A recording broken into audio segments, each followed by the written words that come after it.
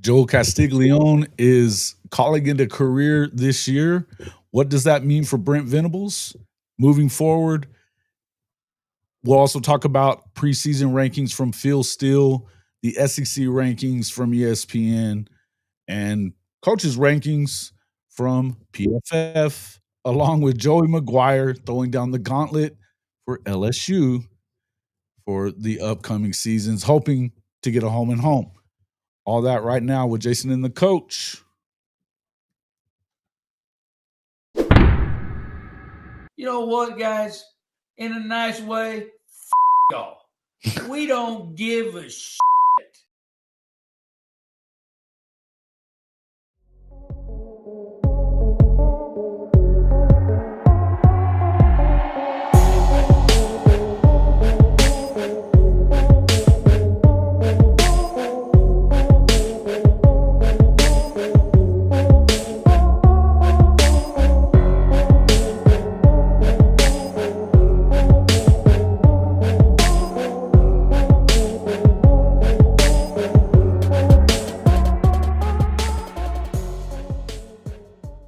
Good evening, and welcome back to Hall of Fame College Football with Jason and the coach. I'm your host, Jason Watkins. He's the coach, Philip Roybal. And if you love college football, you know you're in the right place. So before you forget, smash that red subscriber button, like our videos, and don't forget to ring the bell so you don't miss one moment of Hall of Fame College Football. What's up, coach? What's up? It is another day. Hey, Another day, another dollar. we are 50 days away from college football. Damn. He can't get here fast enough, man.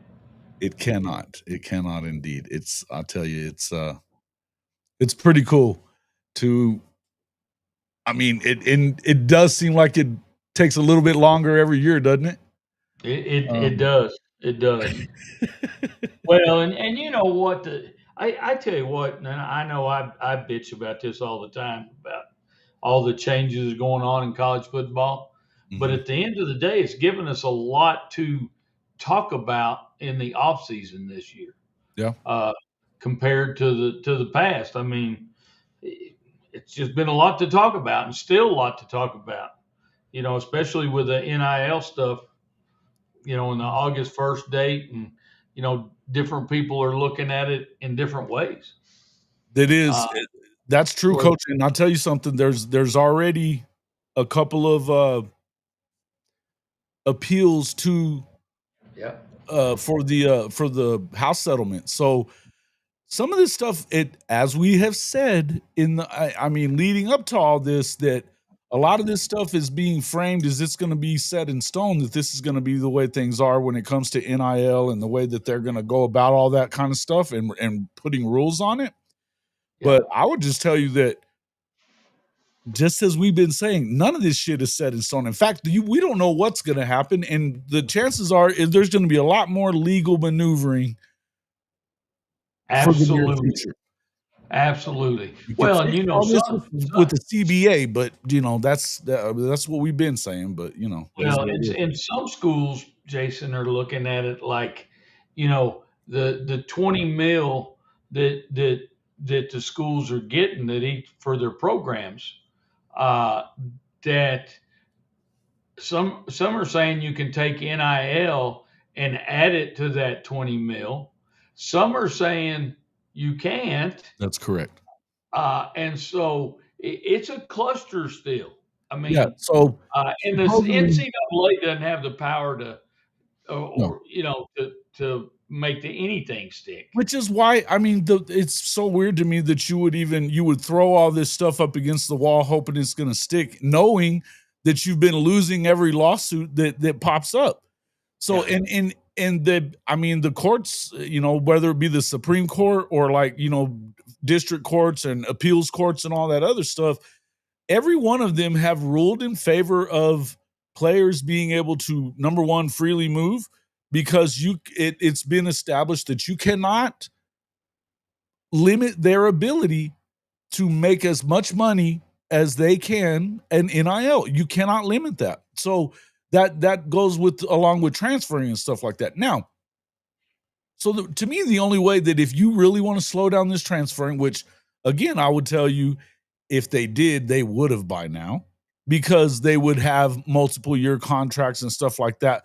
Kind of like what you saw with Felix Ojo over the weekend when he decided to sign with Texas Tech instead of Texas on a $5 million rev share deal. Now that was a rev share deal. So something that I mean, and that is, you have to realize that is definitely a distinction. So, but because of that, he signed with a 3-year deal. Now I don't know what the parameters are and what that sticks him to, but I'm guessing there's an out clause somewhere in it, and I would guess that there's one for the school and for him, if anything. You know what I mean? Yeah. So that tells you that they could do it if they want to. If they didn't want it to be a 1-year deal, they wouldn't be having 1-year deals with a lot of these guys. Right. You know what I'm saying? Scott Walker, welcome into the show. I don't know where everybody's at. I'm going to look like we may not have a lot of people. I mean, I think I've said it correctly. What's up there, Scott Walker? Good to see you, man. Make sure you share this with your friends. I did post it to Twitter as well. Let's see. Anyway, all right. But yeah, man. I mean, I'm just saying, like, you know, I don't know. There's a lot more things out there than what you're hearing as normal from the NCAA. I mean, and the fact that you're continuing to have, it's funny to me. Here's something that I was talking about this earlier to another friend of mine. And is it weird that these guys, after all the shit that they've been talking about the NCAA, that they're still involved in this picture? Because it feels to me like at this point, if you don't realize that the NCAA is really just a front for the universities to, you know, throw out in front of you and, you know, to have somebody to be pissy at, you should know by now, because it obviously they don't need them. Sooner Cowboys, Rob 077, Sooner in Texas, Sooners for life. Spangler, what's up, my guy? Good to see everybody in here. Make sure that you hit that like button, share us with your friends. Listen, we're going to be doing we are 2 away now. I just looked in again, and we are 2 away from 4,500 subscribers, which is very cool. But for all you gamers that are members of the channel or whatever, or subscribers to the channel, understand this: we're going to give away 2 copies of NCAA Football 2026. We'll give, if you're whether, and it, you know, it could be either or. If you're a PlayStation person, if you're an Xboxer, that's cool. We'll give it away only if we hit it before the season starts. So I mean, it could be any day now. If we get 500 here in the next couple of weeks, you'll get it right now. It did just release to the pre-order folks yesterday. It will be. I've already been playing.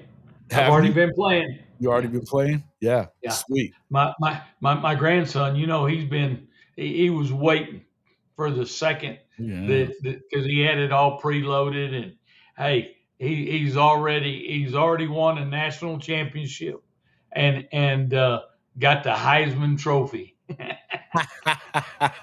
He didn't mess around, huh? Sooner in Texas, welcome into the show.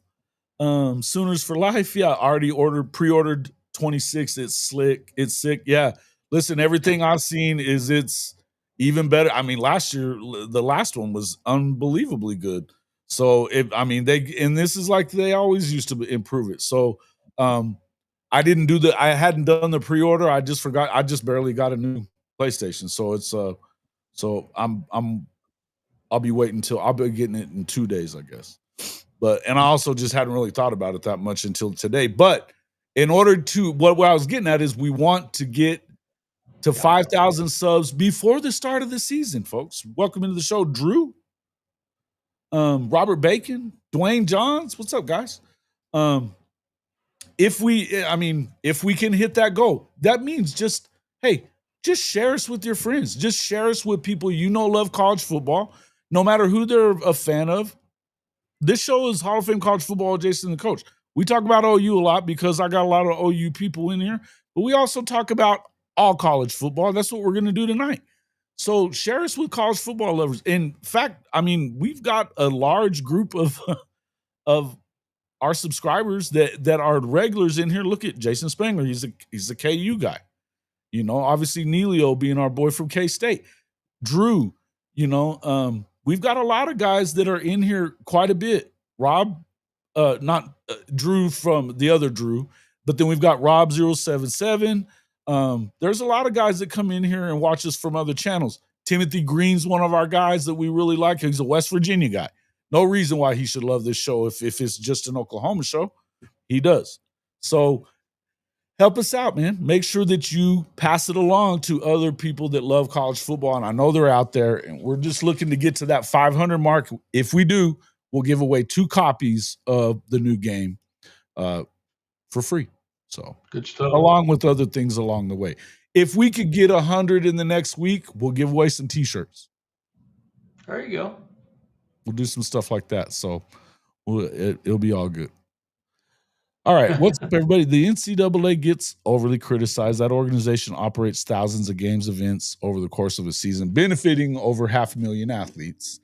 Football controversies are a drop in the bucket.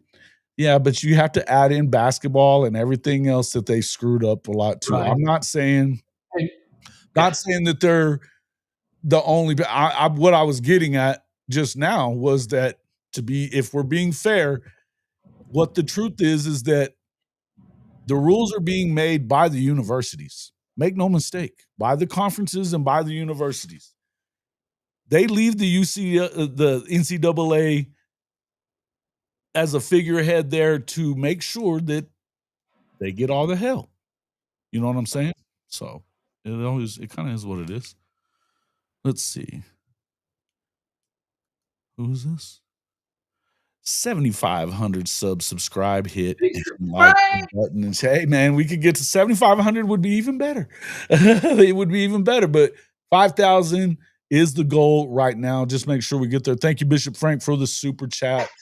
Mr. Frank, if we get to 7,500, I'll kiss you on video. This is the UGA hate show is what Shawty says. That is not true. That is not true. I don't care one way or the other about UGA. Hey, it is for me, Shawty, because you throw the Notre Dame hate show at me. So back at you. Back at you, buddy. Back at you, buddy. Although I still love me some Shawty. I just definitely not UGA. Well, it ain't nothing but the dog in you.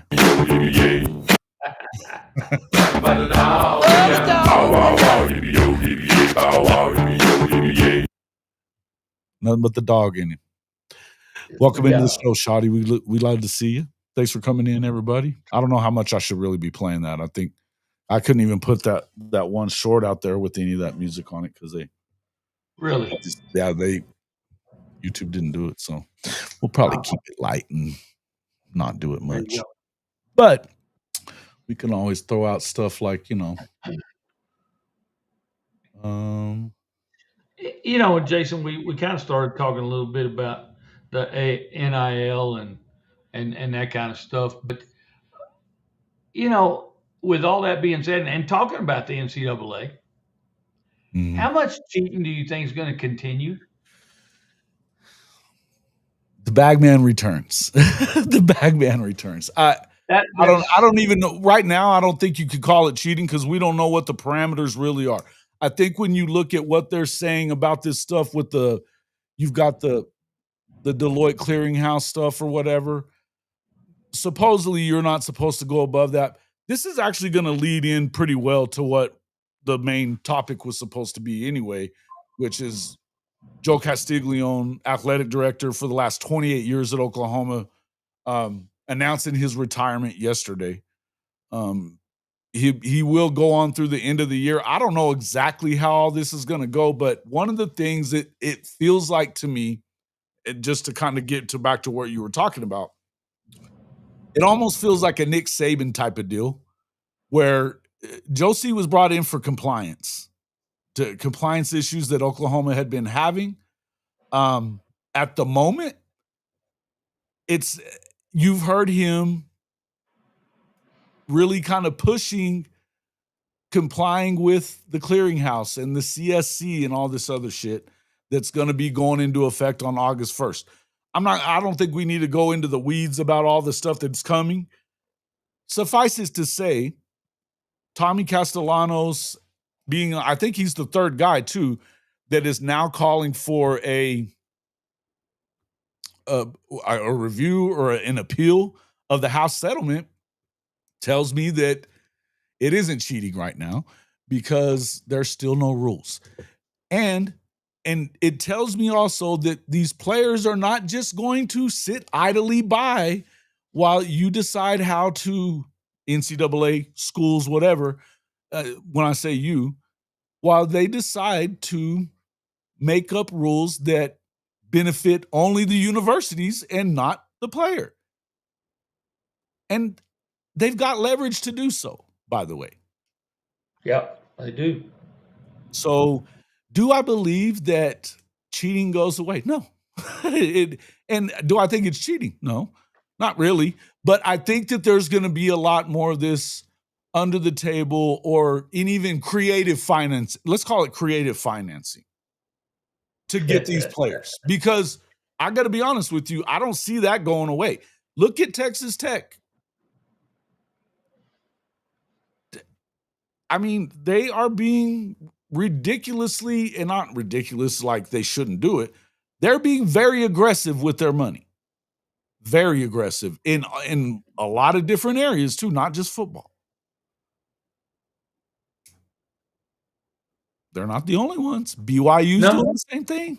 They're all jumping in the boat. And you're right, Jason. It's not cheating at this point because there's no parameters or enough parameters. But I guarantee you guys, I don't give a shit what parameters are laid down.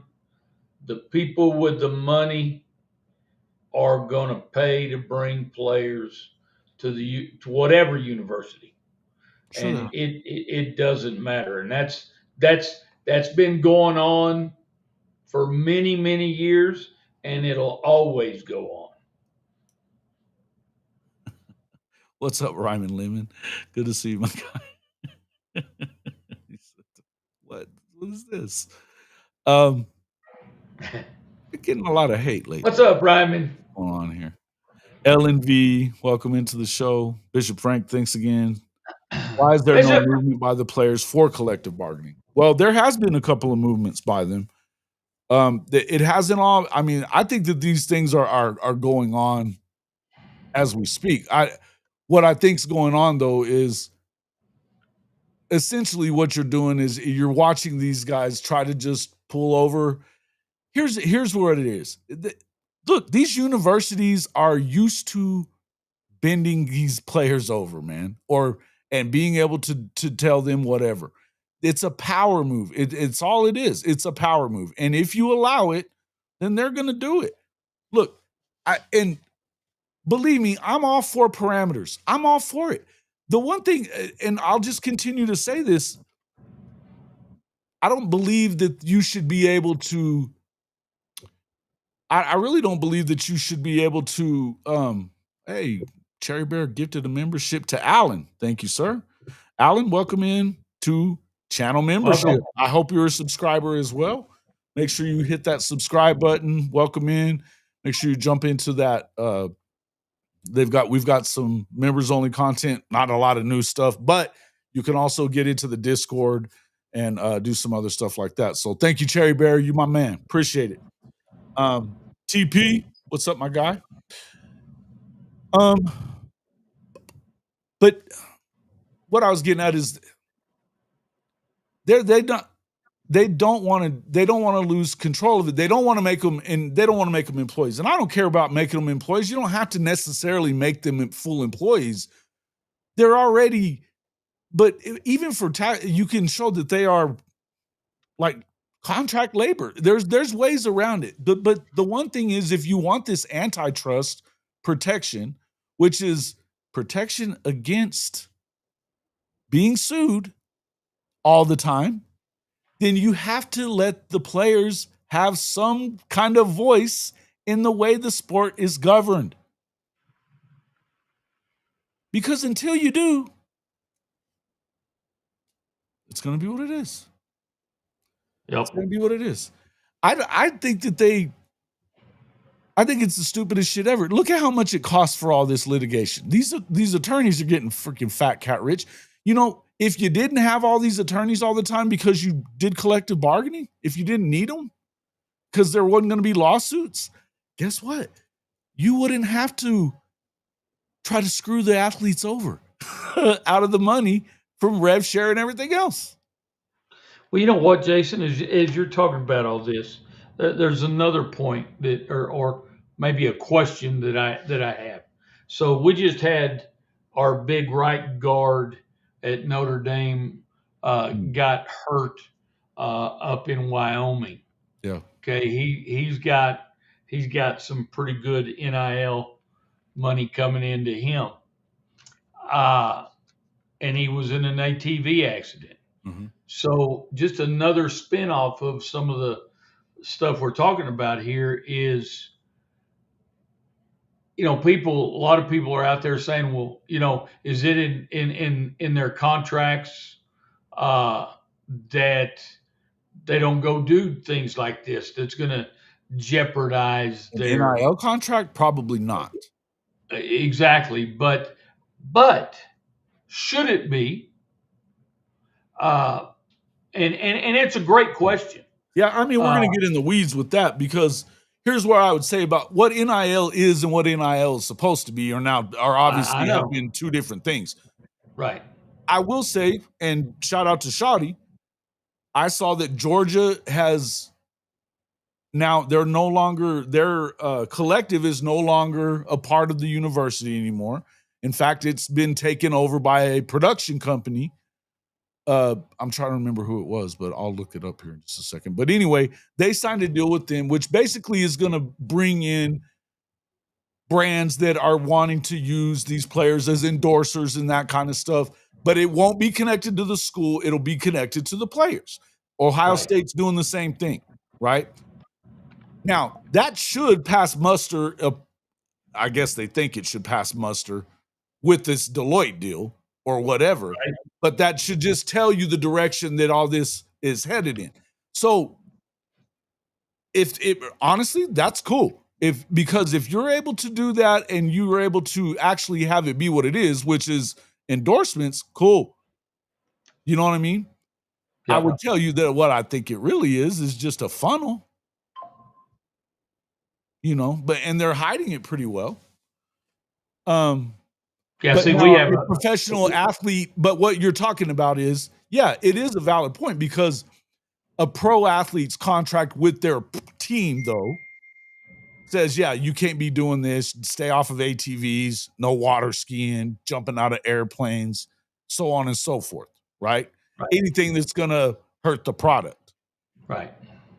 Now, we saw that, you know, this week, a lot of people were talking a lot of stuff about what Florida State apparently has in some of their rev share contracts. The only one that really concerns me would be they were talking about being able to auto renew without even negotiating with the player on, you know, whatever basis. I think that's wrong.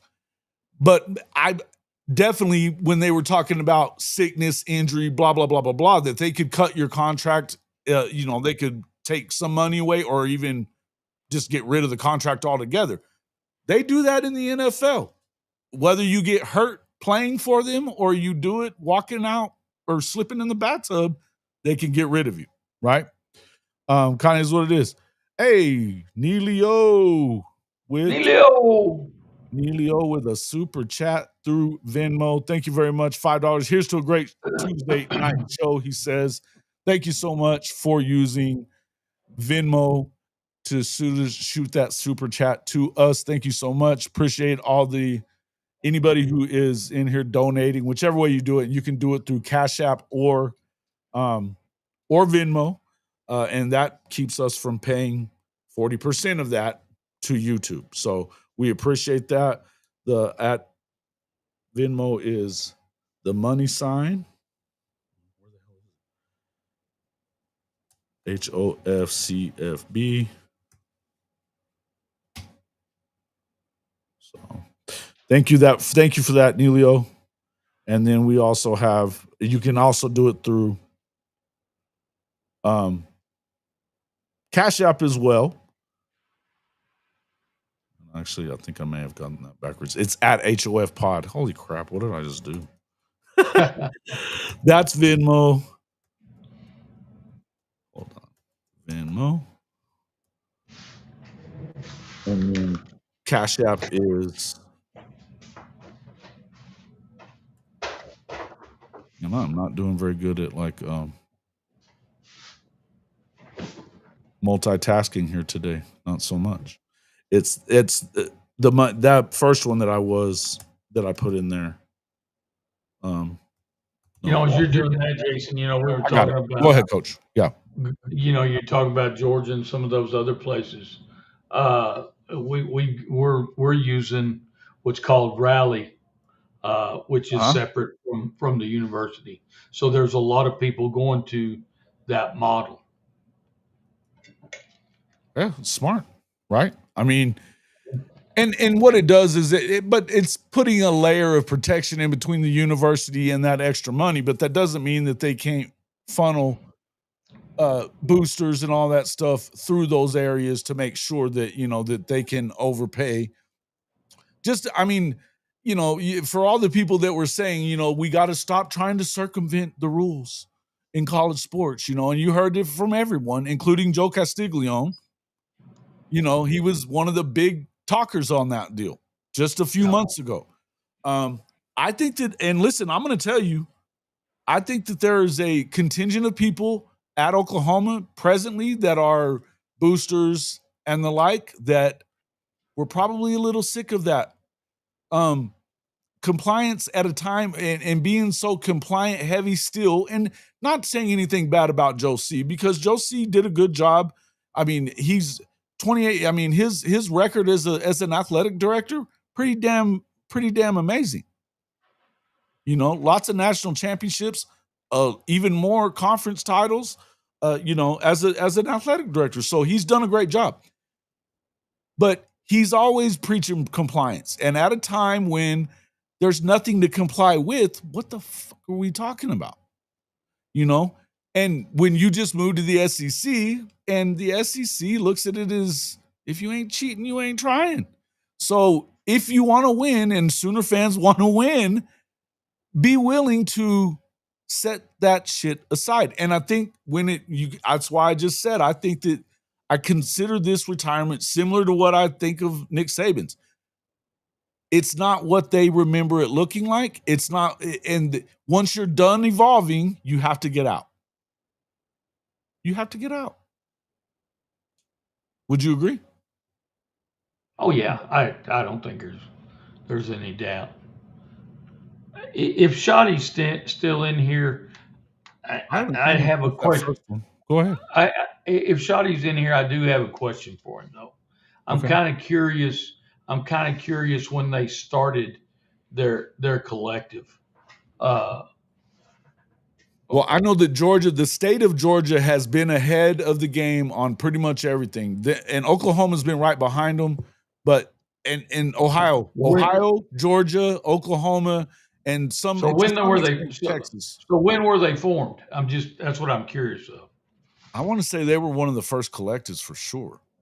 I know the rally at Notre Dame it started September of 24. Mm-hmm. Yours started in September of 24? Yes. Okay. Yeah, that's late. I want to say theirs was probably 22. And that's why I was asking. For sure by 22 at the latest, because and Jeff Lebby essentially, along with the athletic director there at Mississippi State now, he's one of the He's one of the brothers' son. Oh man, what is his name? Damn it, I can't believe I'm forgetting that. But I'm just I'm a little flustered here. So it's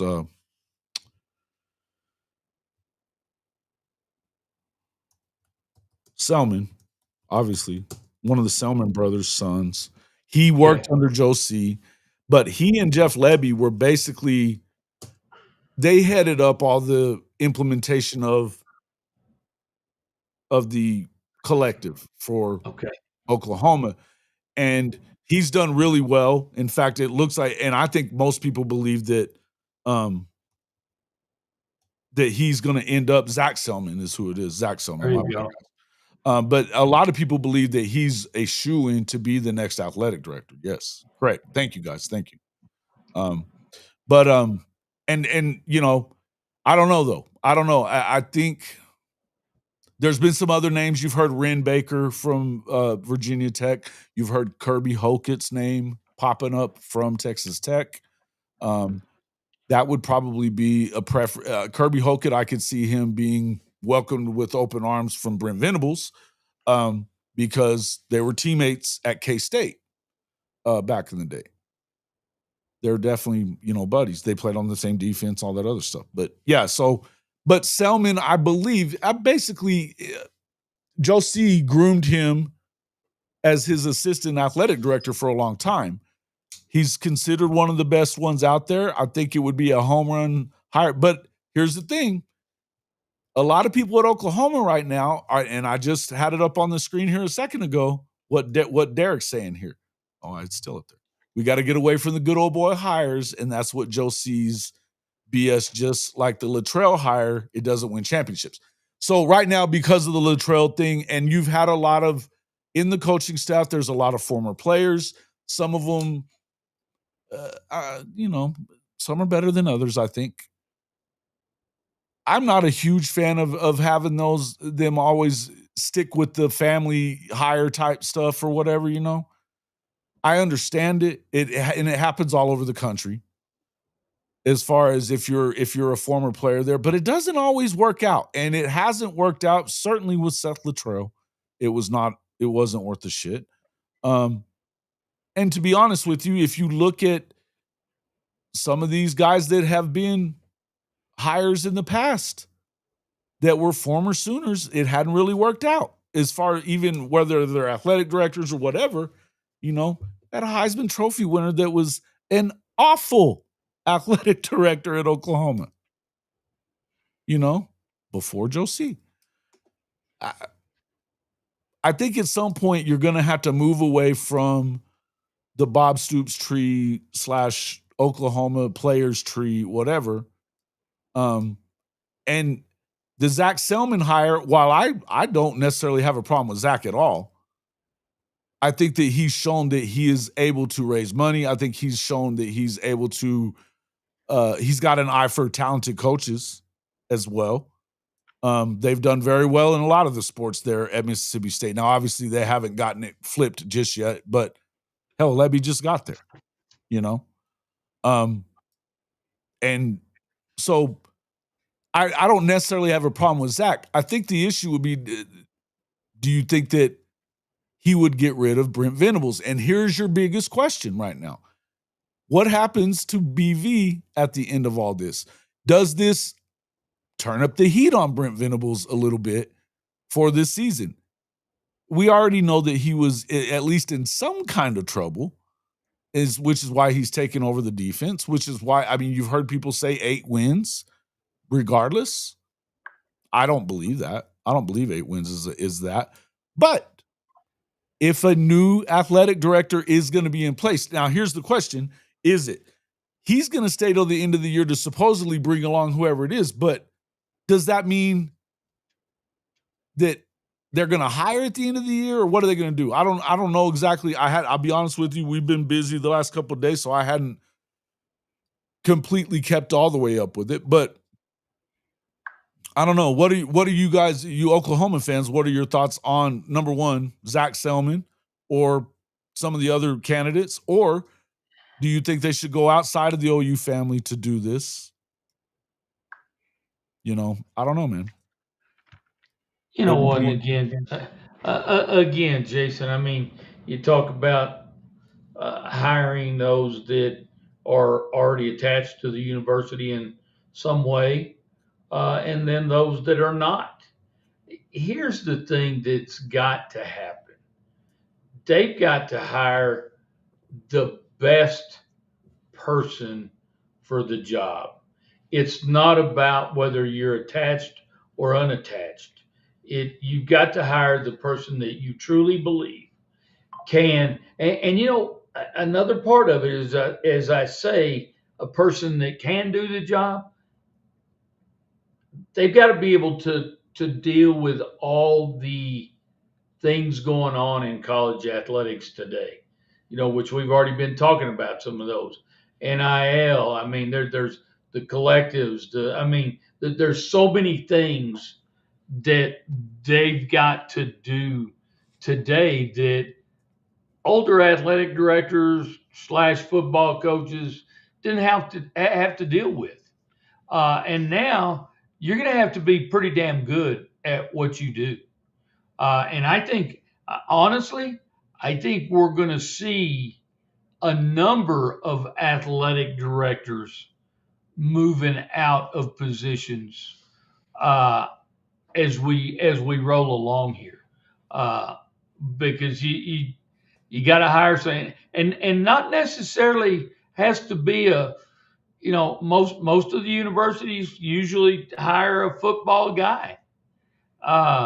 But again, that's not necessarily the case. Now, I know at our place at Notre Dame, we just went through this a year ago when we changed out athletic directors, and you know, GM, right? And you swapped out GMs too. yes, and GMs, but again, you know, and I tell you what, I like what we did. We brought the AD in that we had just that we were going to hire, and we brought him in, and he did it he stayed there for a year as an understudy, basically learning, you know, the system. Yeah. And I think that's very helpful for somebody, because during that time, I think you can, just like Pete Vivacqua that's now our AD. Right. He had a year to see what he liked and what he didn't like. Those things didn't fall on his back, because that's another thing that's critical, I think, when you're making that change. You'd rather make that change while you're the understudy, or be seeing what changes need to be made before you actually have to make them. I think there's great benefit in bringing that guy in early, whether it's 6 months, a year, or whatever. Yeah, I would agree with that, and I do think so. But here's something that, I mean, we've got people putting a lot of stuff in the chat here. What I'm gonna do, so I don't want to just shit on any of this stuff. Jim Nagy as GM is one thing. He's not an athlete. He's not even qualified to be athletic director. He's a personnel guy for football. He knows nothing about being an athletic director. And I'm not even saying that in terms of pointing it back at anybody. I'm saying, here's the thing. This is what I think, that I think that there's a good possibility that Josie has been pushed out. He's still young. There's no reason for him to retire, other than maybe, as I said, he may have been pushed out, or he may be sick of it the way things are. But what we do know is, when you hired Randall Stevenson to be the CEO, or whatever you want, the director of football operations, whatever they're calling it, I forget what it is. But he was formerly the CEO of AT&T, and you've got now a general manager who's running the football operations, the personnel side of things, which is just like the NFL. The athletic director is, in my opinion, probably is not necessary for the football program much at all. You need him for non-rev sports, and maybe basketball, whatever. But I don't really think that athletic directors have anything to do with at this point. I mean, because look, Joe C is good at taking care of his programs, getting money for his programs, and obviously the compliance factor was the big thing with him. But he's not a football guy. Now, in the past, you've had former head coaches that have become ADs, right? That's old school. That's old school, Jason. That is old school. But they were also head coaches in college for a very long time. They know how it works. They know how the whole right? But that's not what Joe C is. He's not even a football guy. And even if you hire in an AD that is a football guy, I don't think I think that they're moving in the direction of they're going to hire an athletic director that's maybe he's in charge of the football program. I would tell you that the guy that's in charge of whether, because the question has been over the last 2 days, does this hasten Brent Venables getting kicked out? I guess if the new athletic director has that power, I don't know that he does. Whoever, or he, she, whoever it may be, I don't know that they're going to have a lot of say in what the football program's doing. I think it can be highly influential. Okay. I think that and it's just like anything. When you hire a new head football coach or you hire a new athletic director, they open up the doors because they realize that the people that are going to be working for him, he's got to be accountable for. So I think, in my opinion, Jason, I think it puts him a little bit closer to it makes the seat a little bit hotter, in my opinion. Mm-hmm.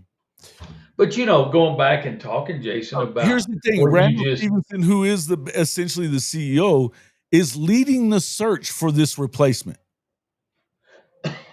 He hired him. He hired Randall Stevenson, or apparently he did. I think the president kind of made this move. And I think that this guy pushed him out. He's the former AT&T chairman. OU's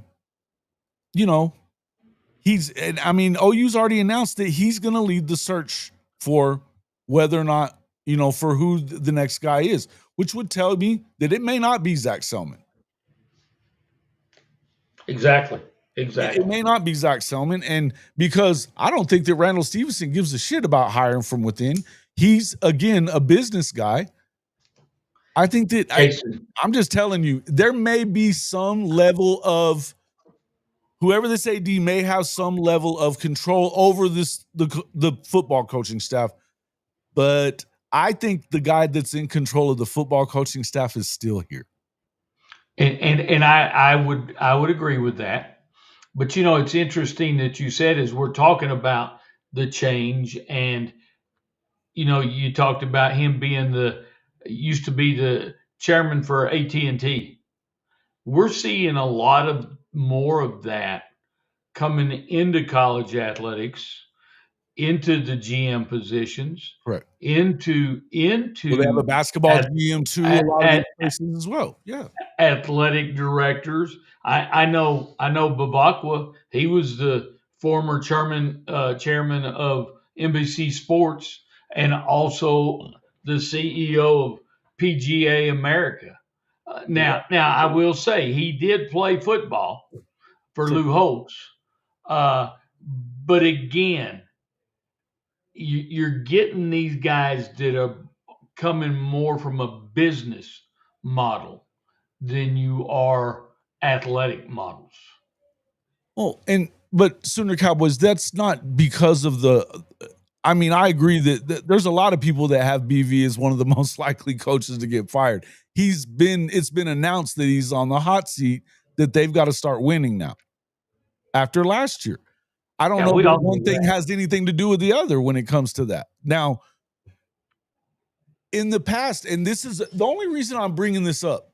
The only reason I'm bringing this up is because I think a lot of times we're still stuck in looking at current college football like we looked at it 5 years ago.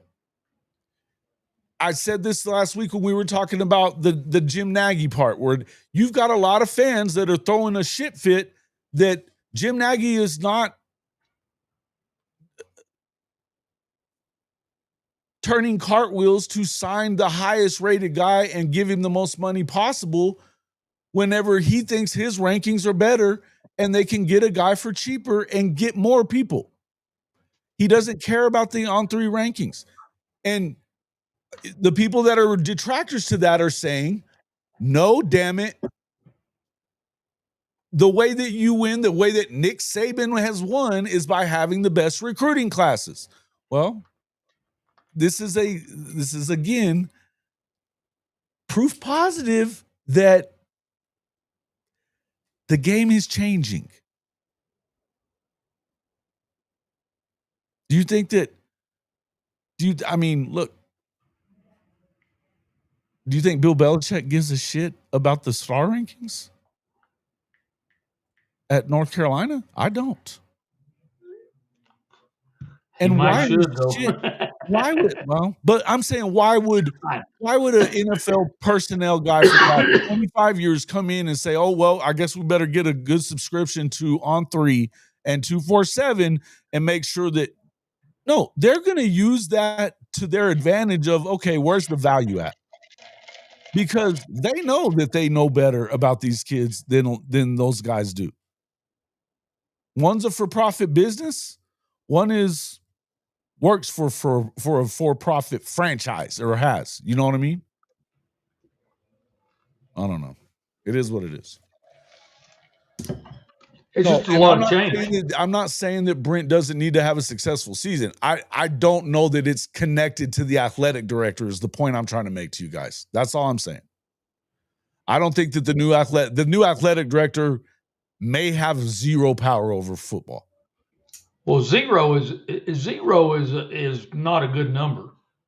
Because if you're the athletic director, you better have some control.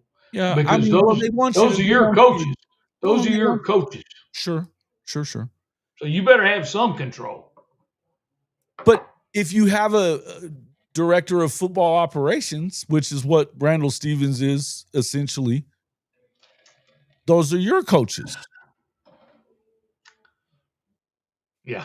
Again, pro model, things are different. I don't know that that's where we are. I'm going to pump the brakes and find out. I think who they hire and what we find out when they do is going to have a lot to do with it. I think it's very telling that Randall Stevens is the guy that is going to decide who the AD is when, that would usually be the university president. No? I don't know. Anyway, it is what it is. It is what it is. I'm just saying. It's going to be interesting to see how it plays out. There's no doubt. Mm-hmm. But do you feel like this in and of itself puts Coach Venables in more danger or less danger, or what do you, do you disagree with me? I do think it puts him in more danger. Yeah. I think he's got to win either way. I did coming into this, until this all kind of conversation got started, we've been saying that they're not going to fire him as long as he's 6-6, I don't think, because they owe him so much. And that may still be the case. And even new athletic directors don't generally want to just fire somebody immediately. And if Josie's not leaving till the end of the year, the new athletic director may not really have the power to do it right away. And you don't want to do it during recruiting season. I think the only way he gets fired this year is if they start off really shitty and they fire him during the year. It'd be the best time to fire him. Yeah, you kind of need to, right? You don't screw around with it. When you know he's got to go, you got to do it. I agree. I would agree. But Like I said, I don't know. And I think maybe I would say if I believe that he's in more danger, I think it's in more danger of being fired by Jim Nagy and Randall Stevens, not the AD. It's not. I don't think that the AD is as important. People have talked about the athletic director being more, depending on who we're talking to. Some places are doing it different, though. That's what I'm saying. It's a different situation. Different models. They've talked about it already in the past of that Joe C would more or less, if he's going to stay on, they don't really need him for football because he's not a football guy. But he's done a very good job of controlling the rest of the, working with the rest of the programs in the school. I think that may be the direction they're headed is the point I'm trying to make, I guess. You know what I mean? Yeah. Coach Rick says, I have 3 different names. Come on in and tell us about it. Mizzou hired a college basketball GM who is close friends with Bill Laurie, who is part of that Walmart money and already paying off. Yeah, listen. And these are the things that now that it's turning into a professional side of things, when your revenue sports there's a difference in how you handle revenue versus non-revenue too. That's why I'm saying a guy like even Randall Stevens or Jim Nagy or I think Bishop threw up Thad Turnipseed in there. These are not. None of those people are. I think that Randall Stevens could do it.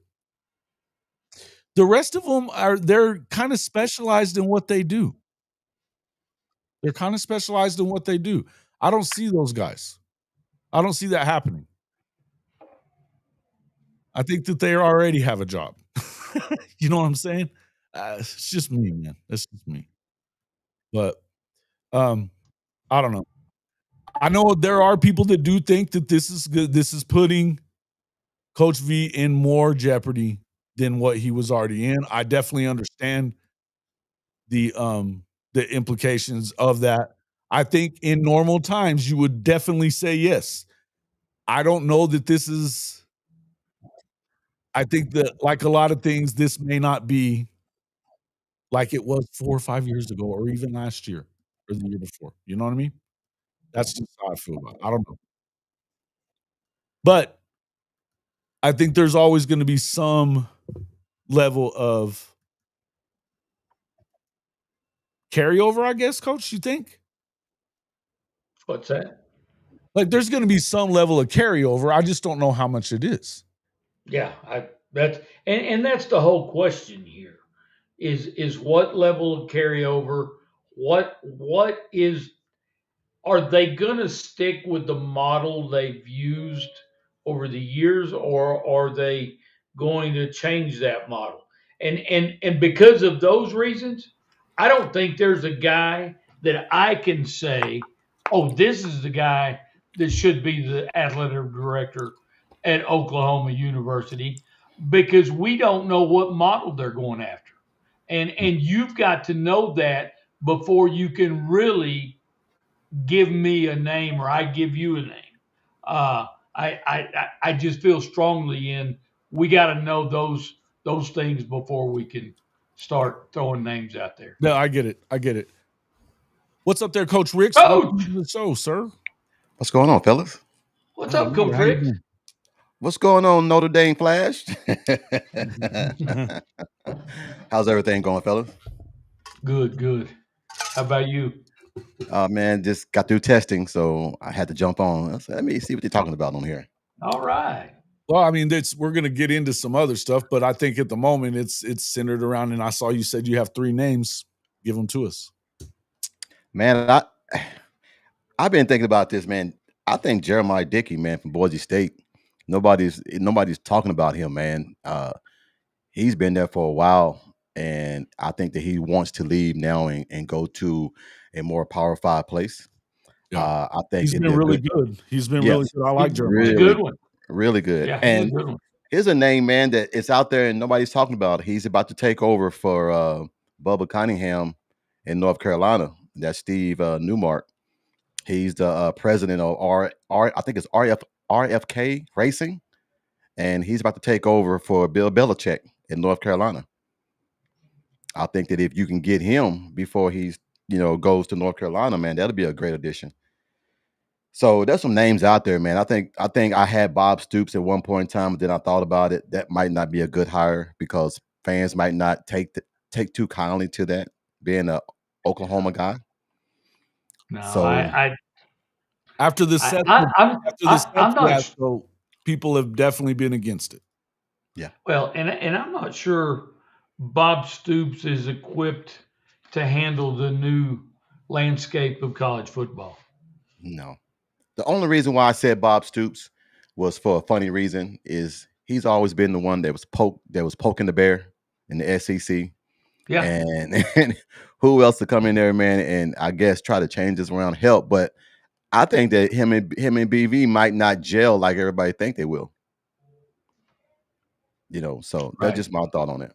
But just those three names, man, right there. But I would go for Jeremiah Dickey, man, young guy.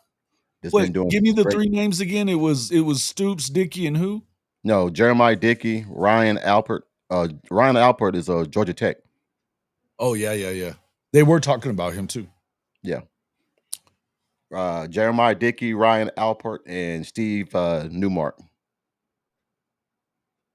Coach, do you want to tell him what we were talking about earlier today? I'm going to use the restroom real quick, but we were talking about Kirby Hocutt, and a lot of people are like, well, why would he leave Texas Tech right now? When he just set that up the way he did. This is the perfect time to leave.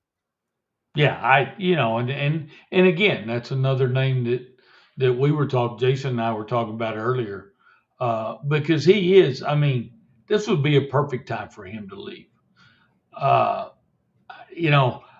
From my perspective, though, on Hocutt, I'm not a Hocutt guy. Why would he leave that money train? Well, there's the longer train at OU. That's why. Okay, no. I mean, I get that. I mean, but you got that $500 million man up there in Kansas City that can give you any kind of money that you want to get players. But that's just started recently. I mean, and I'll be honest with you, I'm not sure that train's gonna travel across the country. I think the train's gonna travel a few thousand miles and then it's gonna jump off the tracks. And the reason I say that is, guys, I don't give a shit what people are saying about Texas Tech, and they're going to be a playoff team. And guys, you guys need to wake yourselves up because you're in a damn dream state. Yeah. Texas Tech's not going to the playoffs, boys and girls. Not in football, no time soon. Not in football. No. Maybe in softball.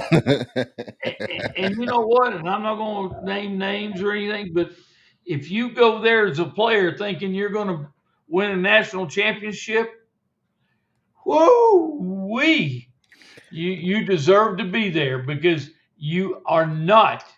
Number one, you're fighting just to get into the playoffs. Yeah. And you damn sure ain't even close to sniffing a natty. So, but Hocutt, I think he's done some good things. And I think he would jump all over the OU job if it was offered to him. But I don't see that happening. I know Joey's a good coach, but he ain't that damn good of a coach to get them to the playoffs. And if you can get to a place like Oklahoma, just think like this, Coach. That logo on your shirt when you walk into a living room, it holds a lot more weight than that damn Texas Tech logo when you walk into a living room. I'm just going to tell you that right now. What? That's just facts. That's just facts. If you went to school at Tech and you love them and, that's all good. Hell, Tech needs fans too. Yeah. But at the end of the day, they're not playing for a natty in football. But anyway, can they get there someday? Coach? Probably not. Does it really matter, to be honest? We live in an age right now to where this new NIL revenue sharing is going to pretty much set any AD up to prosper for a little bit. Yeah. So the facilities are halfway there. I mean, yes, the Lower Noble Center, it needs to be upgraded. But The other than facilities are that, not as good at Oklahoma as they are a lot of places. They are not. yeah. That Well, needs to I'm be just one of the first things on for the SEC, whoever- yes. For the SEC, yes. It's not there. Yeah. They're not as good as they are at Okie Light. Not kind of close, to be honest with you. Got you. So where they've been ahead of it in the past, the Thad Turnip Seed situation that happened kind of derailed all that. The NIL, the penny pinching. I mean, here we go. I'm going to end up saying stuff that look. This needed to happen one way or the other. It needed to happen. I'm not hating on Joe C, but I think he's run his course at Oklahoma. And you know what? And guys, that happens. That happens to the best of them. You know what? And I'll tell you this, and Jason, you know this about me. You know what? I used to like to go to shitty programs and build the program, but I could tell you, in 5 to 7 years, didn't matter where our program was. I felt and I always tried to do this. I honestly, people chuckle and laugh and talk about it, but I used to honestly look in the mirror and see the guy in the mirror and say, what are we doing? What can we do next to improve? And when you get to that point after 5 to 7 years, you need to say, you know what? We've done all we can do. We need to set this up for the next guy to come in here and take over from here, right? And be successful. Correct. And I think some of these guys also are in that same boat. I agree with that, and I would say what I was saying with Kirby Hogan and me and you talked about earlier today, and I know you kind of hit on it. I was in the restaurant. I don't know exactly what you said, but to me, it's a perfect time to leave. And that's what we talked about was that, look, all you can do right now is watch it turn to shit. Right now, Kirby is a hero for being able to bring the money guy into the fold, which I don't know that you necessarily give Kirby I don't know that you really can give him all the credit for that, because Cody Campbell is a former player at not at Oklahoma, at Texas Tech. He loves the program. Yeah. He's got the money, but he's done it. But he was also, I mean, that renovation that they did to their practice facilities and all that stuff, and the stuff for the stadium is fantastic. You were just there, Coach. It's unbelievable. But so I could see that. But here's the only thing that can happen for Hoke is for it to get worse. Now, it's as good as it's going to. He has set them up, at least as far as it looks on his resume, to be as successful as he can. Now you got to get the fuck out of there, because when it doesn't work, because it's not going to work at Texas Tech in football for them to win a national championship. I don't know that they make a playoff. This year, they're not going to make the playoff. I think. Hey, are you sure you weren't listening to me while you were in the restaurant? No, I wasn't. But we do think along the lines about Texas Tech. I can just tell you that. And I'll just put it to you this way: the reason that I believe that is because of quite honestly, it's because of the schedule is legitimately tough for a Big 12 schedule, and they're going to beat each other up. If you want to look at it, here it is. I mean, they've at Utah, at Houston, they got Kansas. Kansas is one of the teams everybody's expecting a lot from. At Arizona State, they were in the playoff last year. They're got Okie Light. That's probably an easy one, but they're on the road at K-State. They've got to play BYU. UCF, West Virginia. I mean, shit. Other than a couple of teams, I see a lot of mediocrity. But in the Big 12, it's not like they've separated themselves from the rest of the league with what they've done. I don't give a shit how much money they've spent. No, I agree with you. What they've done is ratchet up the expectations, Coach. Yep. By the money that they've spent, they've ratcheted up the expectations. Yeah. No worries, D. I agree. And I don't think that means that just because they ratcheted up the expectations and spent money, we know, man, there's little brother programs out there, and then there's Texas Tech. This is what they do. They don't get it done. They don't get it done. Yeah. No. So back to the deal is Hokett needs to get out of there, whether it's to OU or someplace else. But he Sure. needs to I mean, ride off into the if sunset. you have an when things are opportunity, good. why wouldn't you? Because all you can do is fail at this point. Everything you've done right now, you're going to be looked at as a heroic figure for a while. Yeah. But, Coach McGuire continues not winning games that he needs to win, like the Wyoming game the first year or 2 years ago. And, they lost to Washington State last year at home, and they're not even a power school anymore. Damn. I mean, come on. They lost that game to NC State, who, they're a power program, but they're not a good one in the ACC, and they couldn't beat them a couple years back too. We're just talking. I mean, I'm just saying this is what Texas Tech does. I know that there's Texas Tech fans probably hanging out. I haven't seen Big Lubbock yet, but he keeps saying you guys are sleeping on Tech. You guys are sleeping on Tech. Yeah, for good reason. And I'm snoring while I'm doing it. Yeah, sleep apnea, baby. Come on. Jesus. Well, y'all crazy. Hey, y'all know them better than I do, so they've never been that damn good to me. They're not. I mean, look, I covered them as a reporter back when they were at their best. And that was with the Pirate. And to be honest with you, it hasn't been really close to that since. I mean, they've hired his guys, the guys that have come from his coaching tree. They've done all that. I mean, the Cliff Kingsbury experiment was a joke. Oh, he failed up, but it was a joke. And I mean, Tommy Tuberville, what a shit show that was. And listen, and I actually like Joey McGuire. I think he's a good coach. I think he's a damn good high school coach.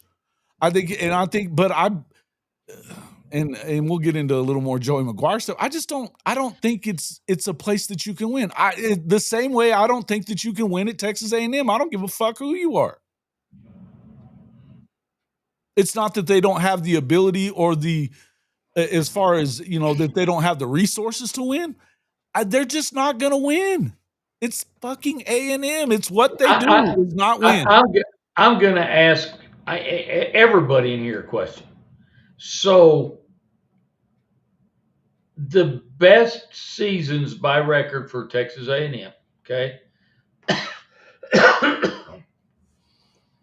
Can you tell me their top 5 seasons, record-wise, wins-wise, and tell me if you can remember the head coach or a head coach that's won 9+ games.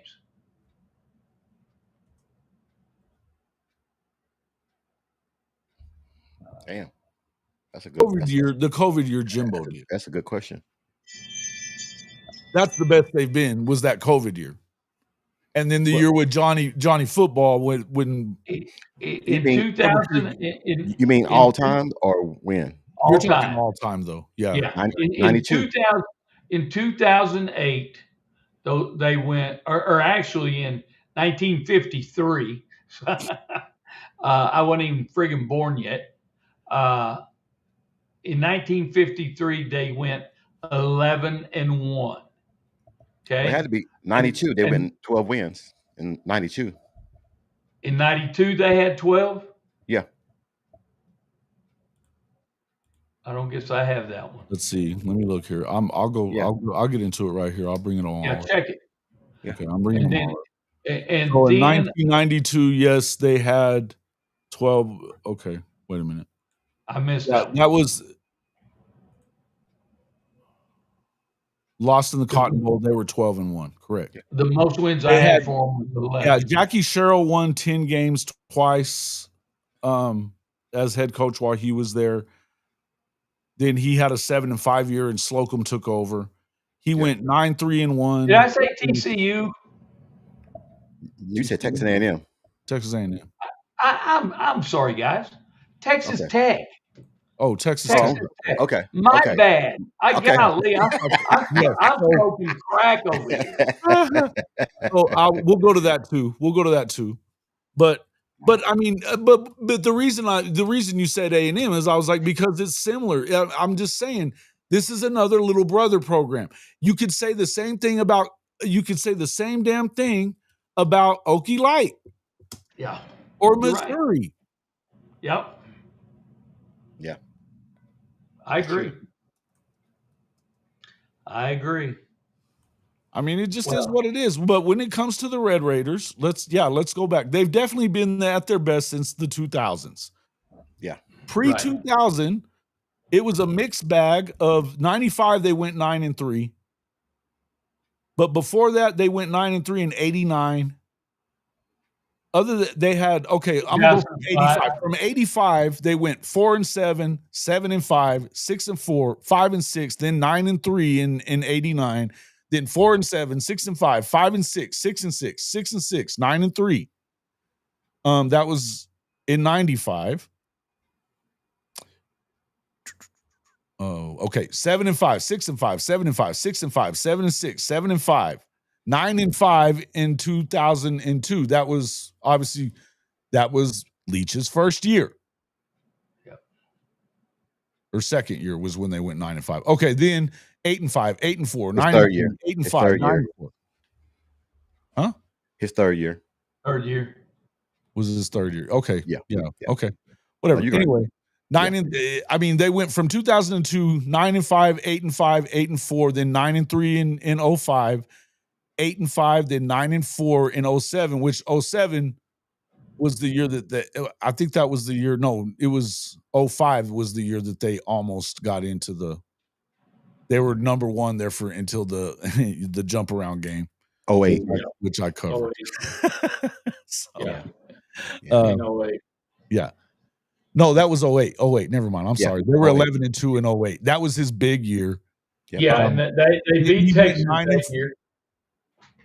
They beat Texas. He got fired in 2010. 10? Yeah. Yep. They hired Tommy Tuberville ended up there after that. Okay. Yeah. So yeah, I mean, and then Tuberville, he didn't do nothing. He went 8-5, 5-7, 8-5. The best thing Tuberville did at Texas Tech was bitch slap one of his assistants on the sidelines. But check this out. They've never won 9 games since Mike Leach has left. Exactly. Correct. They've never won 9 games again from 2009 all the way to now. They've never won. And that was going to be kind of my point. My 2 points were Texas Tech has only 3 seasons in its history that they won 11 games and then 9 games after that. Yeah. I mean, come on, guys. It's great that you're a Tech fan, people, but I'm telling you, look at the facts. And the facts tell you they are not contenders. They are totally pretenders. And just getting a bag of cash or a donor that's willing to help you be more aggressive and getting 1 or 2 5-stars or whatever, it doesn't mean shit. No. Guys, it's already that's another fact that's proven. Just you can go into the portal and get a lot of guys and get them with money, and that hasn't won some of these people a lot of games either. And that's factual. Yep. Yeah. Yes, I know Mizzou has won double-digit games the last 2 seasons. Whoopty shit. They've also had one of the worst schedules in the country too. Training wheel schedule. Not to hate on Rob. I got nothing but love for Rob. He's a good dude. But the rest of the Mizzou fan base can kiss my ass, and so can Drink. So whatever. You're not getting no love here. And you shouldn't be loving on them. They say MIZFKU. So, yeah. That ends this year. There we go. Yeah. Texas Tech goes 3-9, says Cherry Bear. Taco Tech. Yeah, I mean, come on, bro. It is. It's Texas Taco Tech. And look, until they do it, what have you haven't seen anything that tells you that they should. You haven't. You just haven't.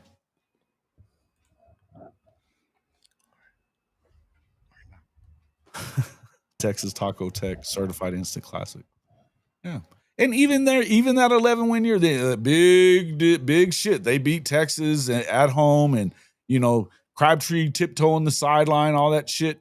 Real cool. The next week, they get drugged all over Norman. God damn. It was over in the second quarter. It's over in the first quarter. Hey, DeMarco had his day of days for DeMarco. They beat the brakes off their ass. Him and Ryan Broyles set records. It was over. It was over in friggin' pregame, coach. Dude. Yeah. I just remember that. I always remember that the shot, the TV shot of Graham Harrell and Leach on the sideline, like just like wobbling at that point, true Okie. They just don't know what it is to be a winner, and until you do know that, you're not going to be that. And I would tell you, until I see it, I don't believe it. No, got to prove it to me. Proof's in the pudding, baby. Proof's in the pudding. Taco tortilla. Call it what you want, Ryan. Call it what you want, brother. Hey, go to True Okie 22. Wonder Texas is better shape than A&M. Got that's a easy answer, baby. A&M. I mean, A&M's in a lot better shape than Texas Tech. And they're still not going to win shit either. I like their coach a lot. I think that they have Mike Elko's a good coach. I think he could win anywhere but there. I disagree. Okay. I mean, history says the same shit. I think he's the one that breaks history. Okay. Yeah, I'm gonna have to see that too.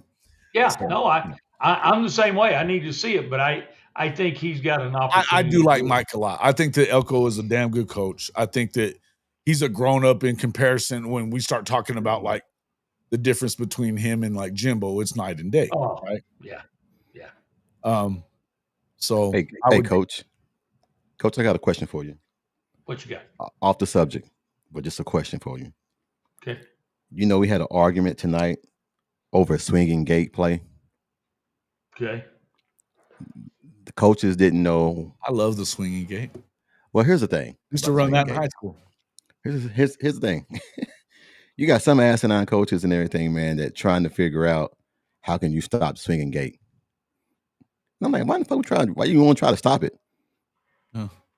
I just thought that was pretty funny with coaches. It's a numbers game. That's all it is. That's what it is. It's a numbers game. If you put the right amount of guys in front of the quarterback and in the center, they're not throwing it. Well, here's the biggest problem that we had, and I know I'm getting off subject, but the interior and the numbers. As any coach or any official knows, if the numbers are in between 50 and 79, you good. But they had numbers that was like 12, 13, and all that. So the rep kept calling illegal play, and the coaches going crazy on sideline. We kept telling them, Coach, you got the wrong personnel in this motherfucker. So you can sit here and do all you want to do, all left tackles, all left guards, whatever you want to do. So when I see anybody that's not in between 50 and 79, I'm throwing the flag. Right. But it's just kind of funny that people, they threw the Michigan play on every day. And I'm like, damn, guys, let's move on from this shit. But we finally got an answer for targeting. Finally got an answer for targeting. So, hey What man, is let's that? save this for another day. But because targeting, you can't. There's no way you can explain it and make it work here. It was prolonged until the beginning of the season. I do want to hear what the answer is, though. Yeah, dude, give us the answer, but let's make it succinct. They just came up. It just came and everything to where in high school they're going to go to instant replay. Okay. On high school. Oof. Okay. It's going to be. It's going to be a set of referees up in the booth that's going to make the decision. Wow, y'all have the money to have those kind of cameras there, huh? How many? 4. Oh, I'll have 4 different answers. Hey, I'd rather have it up in the booth than try to figure out on the field when you don't have instant replay on the field. Right. But here's my I guess criticism and the reason I asked for how many were in the booth. Yes, sir. You say 4. Yes. So 2 go targeting, 2 say no. Yes. What's the answer to that? If that's the case, I don't know, Coach. I mean, I'm gonna be honest with you. Either it's going to be up to the referee, or it's going to be up to them. But let me back up a step. And I know, Jason, you wanted to get through this quickly, but 2 and 2, and then you say you're going to go to the ref on the field. Well, hell, why did you go? Why did you go to the box to start with? Exactly. To the instant replay. So I don't think they ever realized that you can't have an even number. I think they never realized it has to have an odd number because you have to have someone that can have a legitimate. This is the answer. Let's go. Yeah, it's got to be 3. Simple as that. Don't do 4. Do 3. Or 5.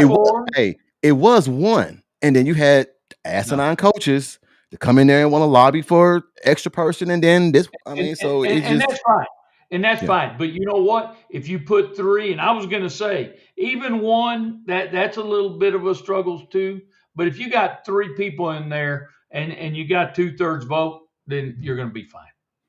But they got to get away from the 4 number. Yeah. Hey, I'm going to go and tell them that. I'm going to go tell them that. Move along.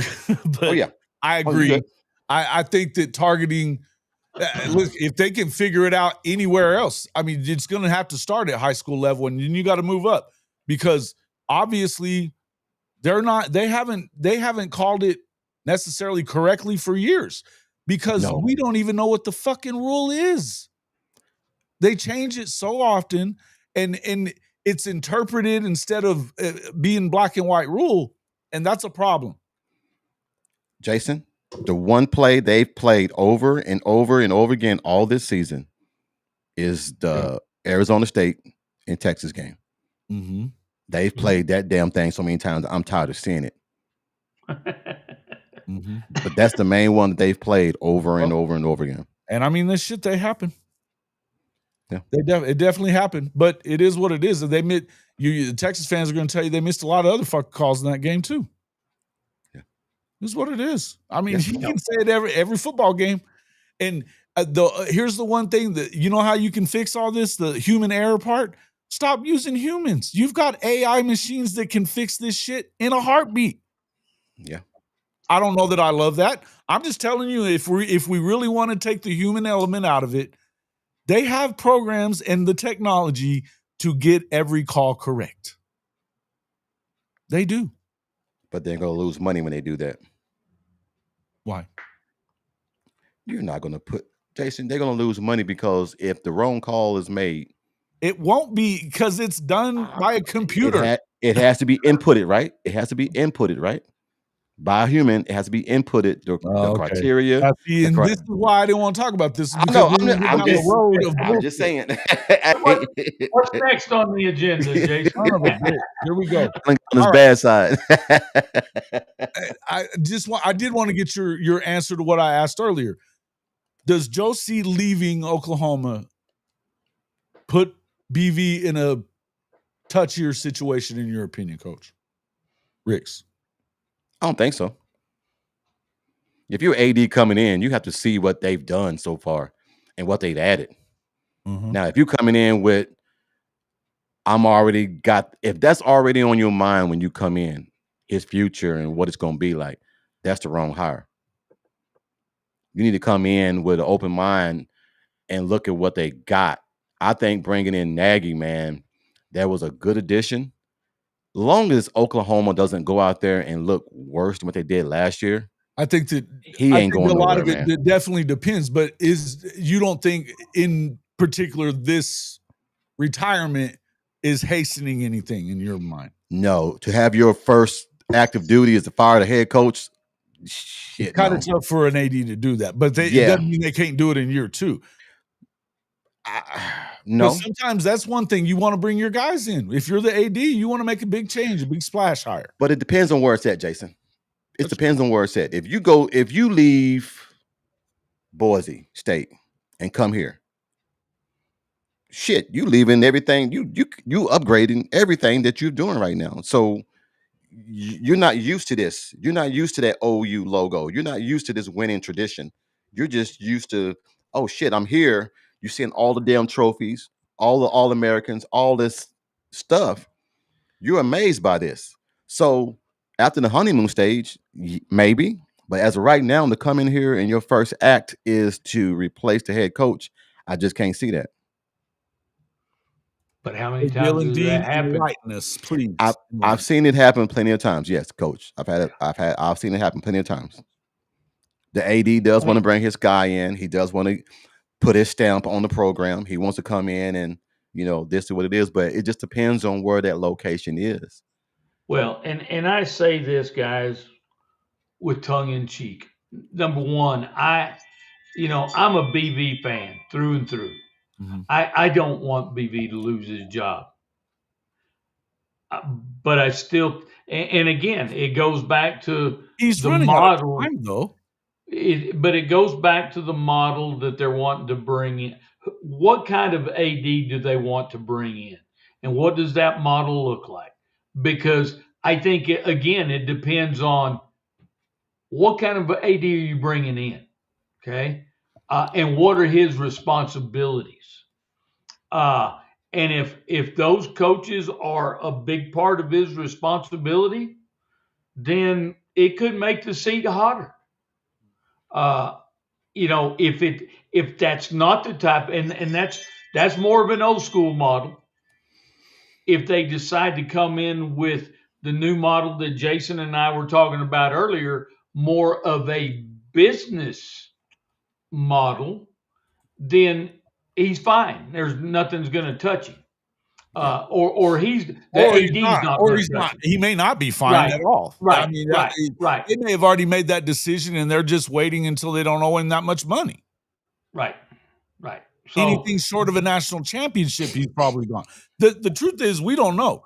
That's why I'm asking the question, and it's been going around. I don't know what's happening on that, and I think the common sense approach to it, I love it. Yeah, Stan J. Ross says it. Common sense approach, and it should be common sense. But the truth is, common sense isn't as common as we think it is these days, because it's wild. Now, Dylan, what did you say? They didn't mention injuries. You said a terrible preview. Okay, so they were loving on them, by the way, last week. So what did they say on the 6.5, Dylan? They said our top returning wide receiver was Burks, only 250 without any explanation. Okay, I get what you're saying. They do a shortened show. They don't spend a ton of time. I know that the last few weeks, they have been all over Oklahoma, or at least some. Now, Jake, for sure, he was in my DMs. I was talking about it last week. He was in my DMs Monday and Tuesday, talking about that he's a believer in OU. So I don't know.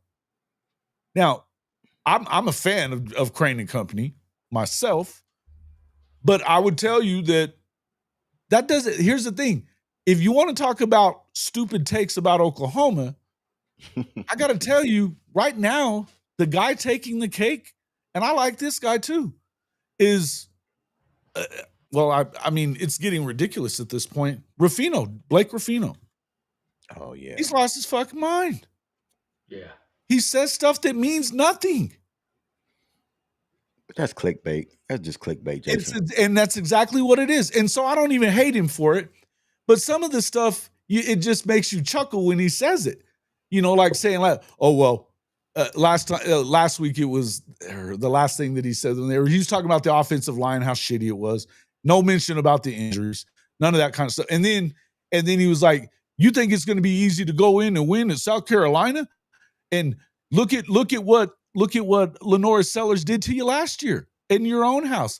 Lenore Sellers didn't do shit. He had 201 total yards and 1 touchdown. When you give him 21 points, it's easy to win the ball game. That didn't have a fucking thing to do with Lenore Sellers, and that's the point. He wasn't paying. He's just anybody with a fucking microphone can sit up here and say shit. And you know what? And I could be controversial and still look shit up. I can still look shit up and make sure I'm not saying dumb shit. Yesterday, it was, what did he say? The fuck? I just kind of did a said they've been recruiting shitty since Venables got there. They've been in the top 10 3 times, in the top 5 once. What the fuck are you talking about? That's just not doing your homework, man. Jason, a lot of these guys don't play sports, don't know football. They get on here and they just want to just talk about things to their base and just put shit out there without facts. If you look at this program and look at everything that Brent Venables has brought in just this year, you got to be amazed at. Now, if they didn't add now one single person and was trying to go back to this year, I could probably see 6-6 because you haven't brought anyone in. You haven't added anything. Yeah. But I think a lot of things will have had to have gone really, really bad for them to reach that point. I'm just going to say here's the thing. If you do and they fire him, look, coach just said it, and I'll repeat it. And I'm a BV fan too. You guys know I am. I don't sit in here and dog BV. I'm telling you that the things that they have given him, the resources, they've given him every coach he's wanted. They got the quarterback. They've put the money up to get the guys that they needed to get better. And they've now replaced basically the medical staff that we've talked about. Now it's on you. Go win. Go win. If they want to do their homework, go on to almost every SEC podcast and see what their prediction for Oklahoma is this year. 4 of them so far have had 9-3.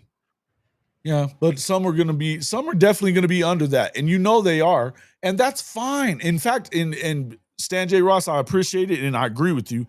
I wish more people were sleeping. Because you're not going to sneak up on anybody but you're not going to anyways. It's fucking Oklahoma. The point is, the pressure's still there, and I think that they're going to fire him for 6 or 7 wins? No, I don't. I just don't think the way things are setting up that this year he's probably getting fired. Now, if they are not, I think that his seat will be in inferno if they don't win 8 or 9 games, though. He will not. That's a situation where they're going to fire your ass during the year next year. And I think a lot of people that are the haters, the guy, what's the guy's name from Steven Lasson, the guy that does Athlon Sports, he thinks that they're going to fire Venables during the season this year. He's a year early, if that's the case, I think, but I also think that none of this is going to matter. We're doing talking season shit right now because none of this is going to matter. I believe that they're going to be in contention for the playoff this year, which means they're going to win 8 or 9. If they're in my opinion is a successful year for Oklahoma is you enter the last 3 weeks with an opportunity to get in. And it's either going to be a special season or it's still going to be a pretty damn good season. Did you say to get in the playoffs, they're going to win 8 or 9? No, the last 3 weeks, they will have 8 or 9 to where they can get into the playoffs. They'll have an opportunity, 7, 8, 9 wins with 3 games left. they've got an opportunity to get in, right? That's pretty successful, but they're going to have to be over 7 or at least at 7 with 3 weeks left. And then you would have to win. I think they'll be at 8 at that point. And then you're going to have to win probably at minimum 1, but really you need to win 2 of the last 3. Let them keep sleeping. That nightmare will wake their ass up. Will keep sleeping, yeah. No, that nightmare is going to wake their ass up. Sleep all you want to. But here's where I'm at on it, guys. And you know where I'm at on. I am a fan of Brent Venables. I've been a fan of Brent Venables. I think he does a lot of things right. We've also seen some stuff that he hasn't done great. And whether it be the situational stuff or whatever, I think that some of the handling of the roster and everything that's gone on with Jim Nagy and all that stuff, I really hated the way that they recruited Jaden O'Neal and then let that turn into a fiasco, and it did turn into a fucking fiasco. These are things that at some point it's time to be a grown-up and be the head man now and win football games. So I'm not saying they got to fire him for 7 wins. That's not what I want. I think that's set your program back completely. Because I think if you get to 7 wins and as much money as you owe him and the guys that he's brought in, now I think that they've underachieved at that point. Because I think it is set up for them to win. But I will tell you that I would be for 1 more year. But I know that 7 wins, less than 8 wins, that seat is burning up this time next year. And he's 1 loss away, a bad loss away from getting the axe after the game's over with.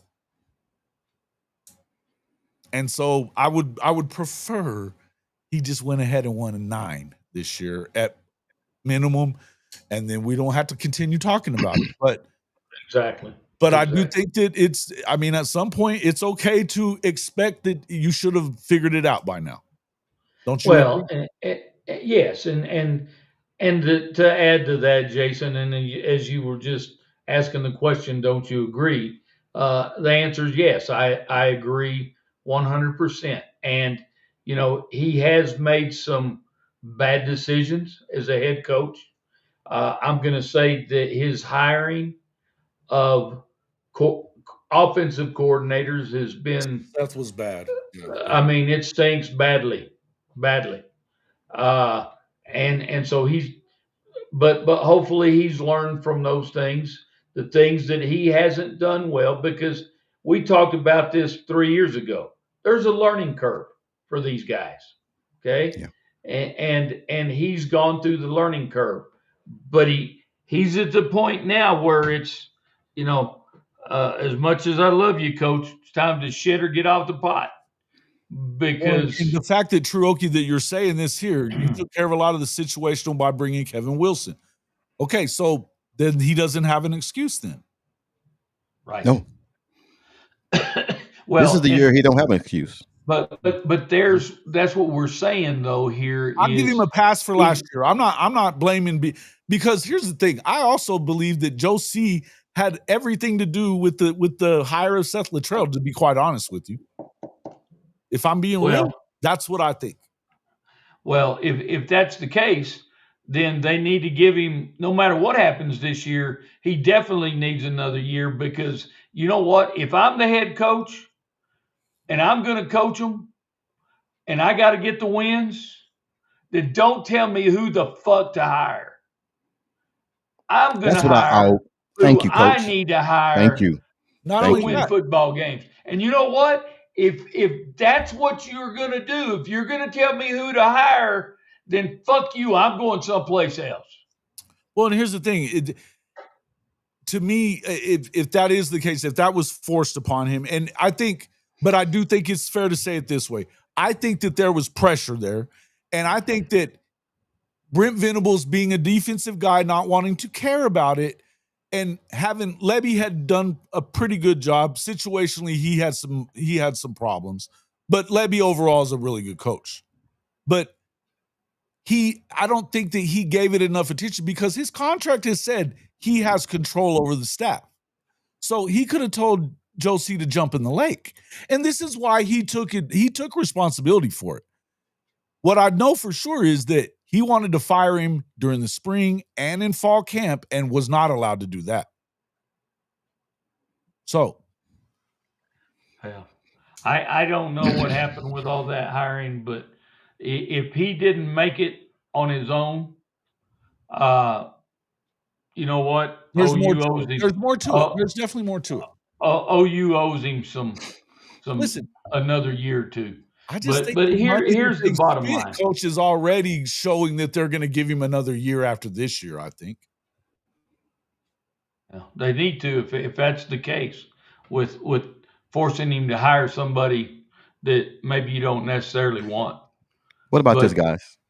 The last time OU had a decent offensive coordinator under BV, we went what, 10-2? With a decent. We think Levy's decent, correct? Levy's decent or top 5, top 6. I believe Arbuckle. I don't know where I put him number-wise, not according to all the OU fans. He's not. I mean, calling one damn stupid ass play over and over and over again, I can see that. You know, his situational awareness lacked some stuff, but he's very talented, man. He ran a great jet sweep series. Coach, you and I know if I got an OC and he can run the same damn play that don't work, I'm gonna whoop his ass on the sideline. I'm gonna go there and grab the playbook and tell him don't run that shit again. I fucking knew you were gonna say that. What? That jet sweep shit. I knew he was going there. Don't run that shit again. If I never see it again, it'll be too soon. Well, but it actually works if you set it up and use other things off of it. It's fine. But you need to have. You need to have a couple of other runs off of it, and you need to have a pass off of it. Yeah. Something that is, vertical would be preferable. Well, 3 to 4 plays out of the jet sweep series is perfect. Well, here's the one thing. You got an OC now that is hungry to prove himself. And I think Arbuckle, with a quarterback that he's familiar with, is going to come in here and shine. Because I'll tell you right now, he can't get no damn worse than damn Jackson Arnold.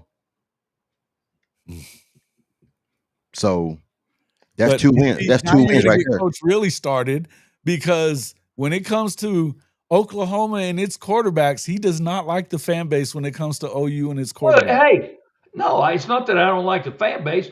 Y'all love them and say, "Oh, this guy's the best. This son bitch is going to be the one." Man, he's never said that. He's the savior. This one's the savior. And then season gets going. Oh, this motherfucker sucks. Who's next? and then it's, oh, we do have the savior this time. I'm going to let him finish this because I got to come back though. Go ahead, Coach. Continue. Good. I'm glad. I mean, just keep the Mateer better look out. Mateer better look out. Same thing that we should have kept Dylan Gabriel. I said that, right? We were getting booed out of the damn stream for saying such a thing, but I was definitely saying that. I'm a fan of Dylan Gabriel. I don't think that he's an NFL quarterback, but I think he was a damn good quarterback in college. Okay, now. Yeah, Jackson wasn't that good. I think the problem. That's not what y'all were saying earlier. I thought Jackson was going to be better. He turned out that he's scared of his own shadow. That's a fact. But everybody was talking about how he was going to be the. Sure, Coach, he was the real deal. I remember you talking about Riley Leonard, and then after the Southern Illinois game, that you said that motherfucker sucked. He did in that game. In that ball game, you're exactly right. I said that because he sucked in that game. We got to get a new goddamn quarterback. No, you never heard me say that. You did not hear me say that. You said that they should have put in Orgy, or not Orgy, Angeli. Because he was hurt. I agree. That's what I said. I'm just saying. I remember the situation. But I have not. And guys, hey, we don't go through. We had that show. Remember, we had the show when Dylan left and announced it, and he wrote the farewell to OU stuff, mostly to his teammates, and his when he said, when it came to the fans, you held me accountable, blah, blah, blah. It was like, fuck you. And, you know, it was that. And I agree. And none of us blamed them because they treated Dylan, a portion of this fan base treated Dylan Gabriel like shit from day one. And for no other reason, but he wasn't Caleb Williams.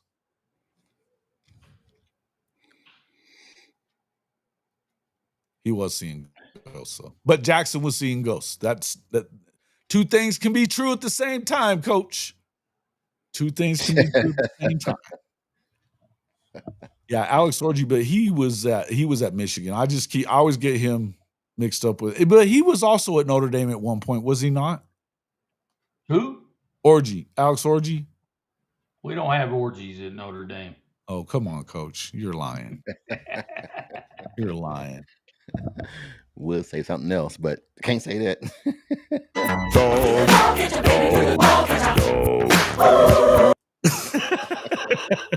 Y'all are crazy. What the hell? Why must I feel like that? Why must I chase the cat? All right. Oh my God. Now, let's move on into the next thing.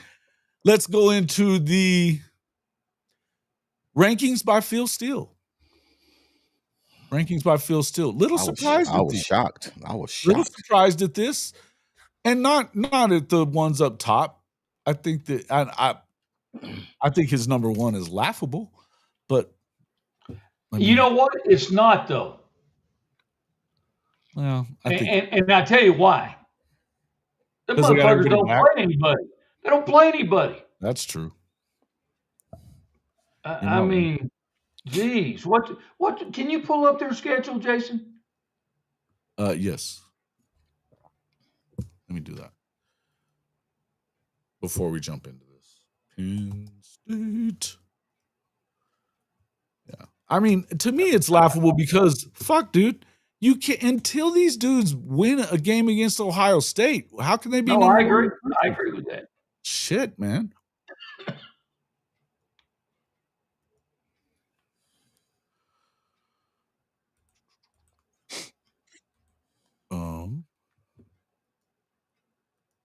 I mean, I'll just share it. So number one is Penn State, just so we understand. Yeah. Phil Steele has them at number one and Notre Dame at number two. Now they start off, yes. Are you seeing it? Is it up there? Nope. Oh, shit. I didn't grab it yet. Boom. Let's fill it. There you go. All right. Nevada, FIU, Nova, Villanova. I didn't even know they still played football at Villanova. Yeah. Okay, they play Oregon. Yeah, it's in their conference. I know. It's in their fucking conference. They better play them. But then it's followed by UCLA and Northwestern. Jeez. Boy, that Big Ten is so good. And then it's Iowa, Ohio State.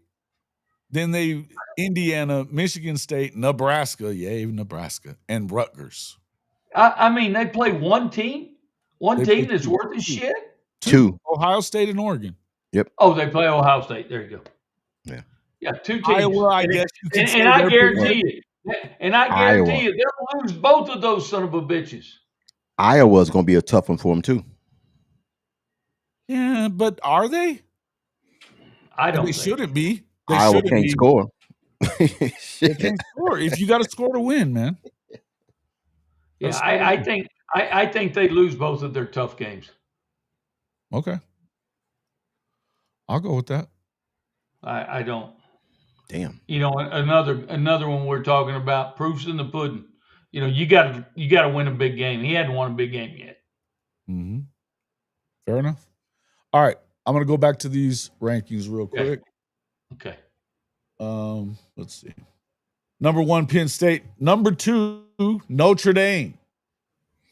Now, of course, and I'll tell you what they're saying, what he said about Penn State, made their first trip to the CFP, got to the semifinal, made it all the way to the semifinals, how he puts it too, which is funny to me in view of the fact that they beat SMU and Boise to get there. When Oregon probably should have gotten those two teams instead of game 2 against Ohio State after going undefeated on the season. But that's me. That's just me. No, I agree.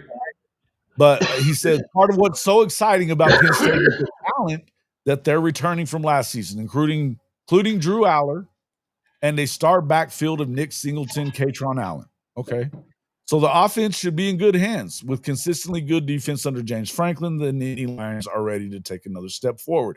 So in other words, he's saying not only another step forward means you get to the national championship game. How can that even be? It's going to take a little time to get that defense down too. A new defense. And maybe the defense is loaded. But you got to learn a whole new defense though. It's not going to be a whole new defense. They can run whatever. Anyway, number 2, Notre Dame. Marcus Freeman could have another great team at Notre Dame in 25. Steele likes them as his number 2 squad heading into the fall, fresh off an appearance in the national championship game. Love returns at running back and should be in the Heisman consideration.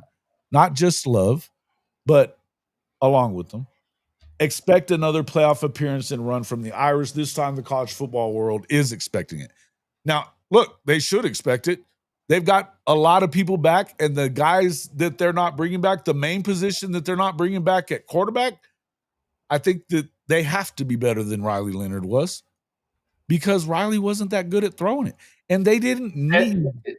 The quarterbacks will be better throwing the ball than Leonard Riley was. Or Riley Leonard, golly. Correct. But here's my thing with I like Riley Leonard as a player, as just a guy. Right. I'm just saying. And he's a winner.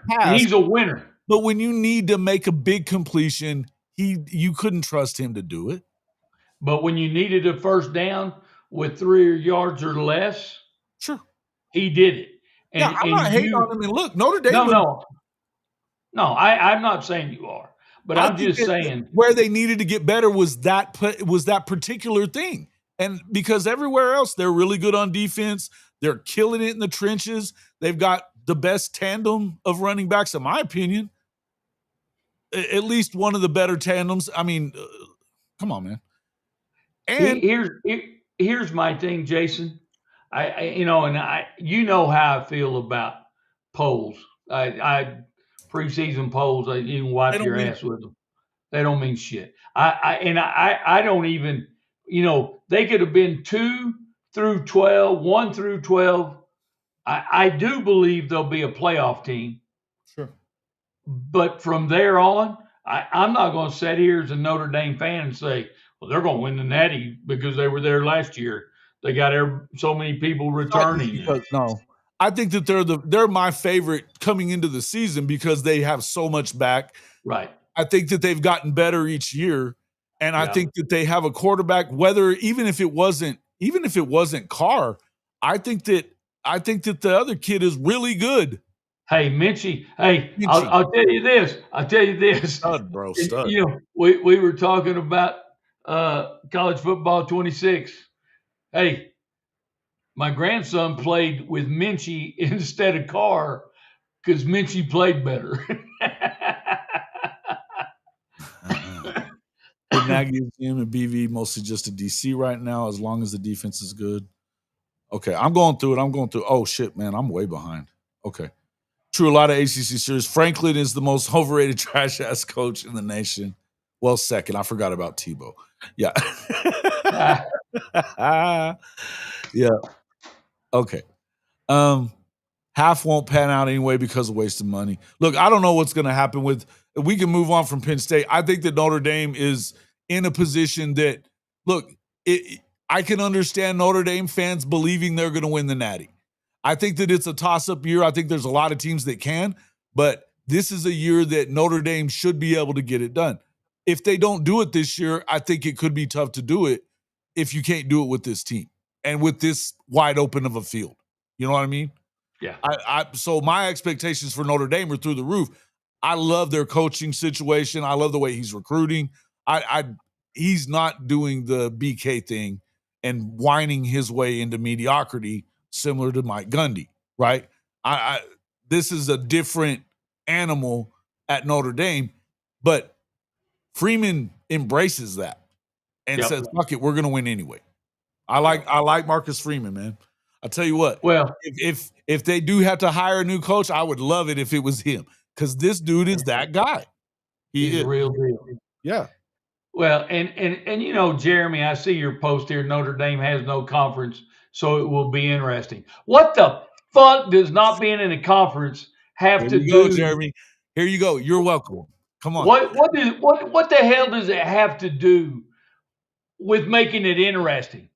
We weren't in a conference last year and we almost won a title. So what makes it fucking interesting?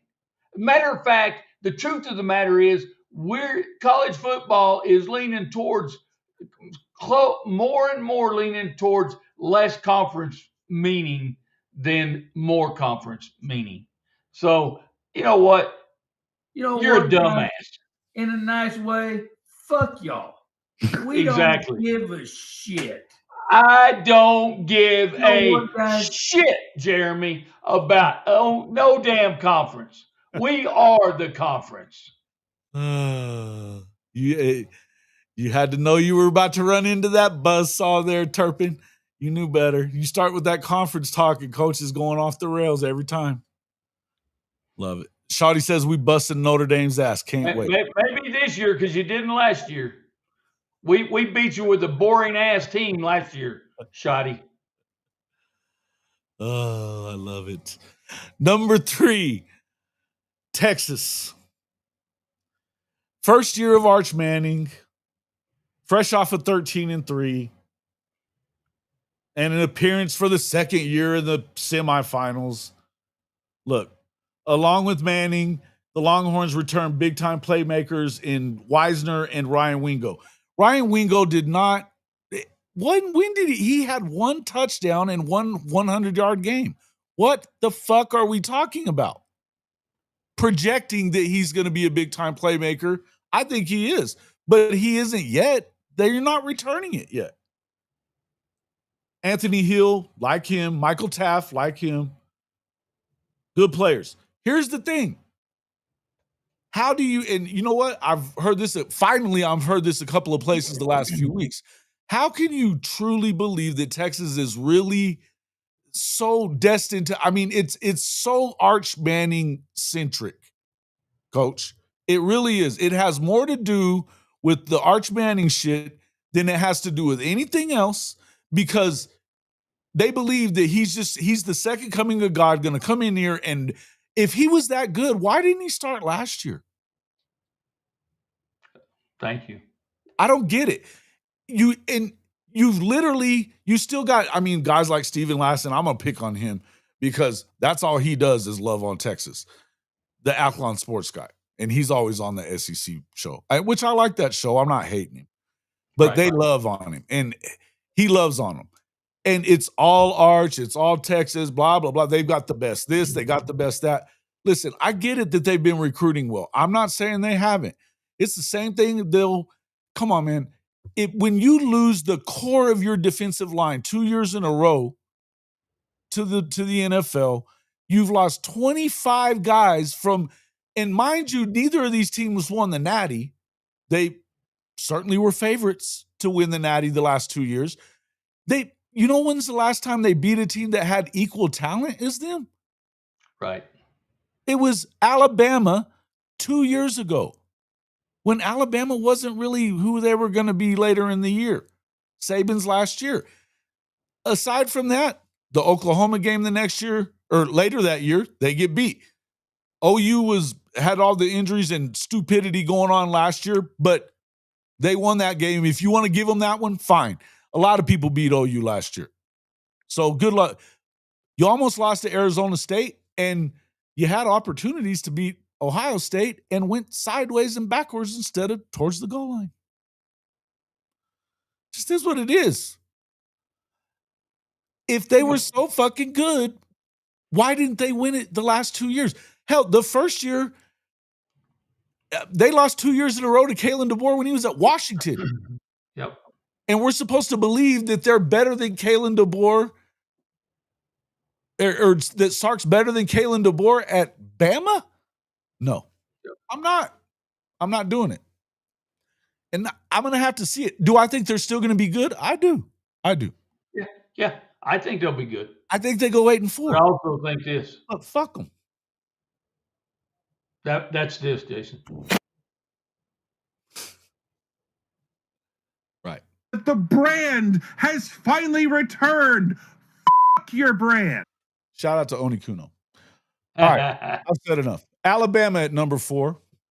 Kalen DeBoer era, first year, was a tad disappointing compared to Alabama's standards. Mind you, he did still go 9-3. 9-4. The losing the game to Michigan at the end was kind of a sputter. But his second team is projected to get back near the top.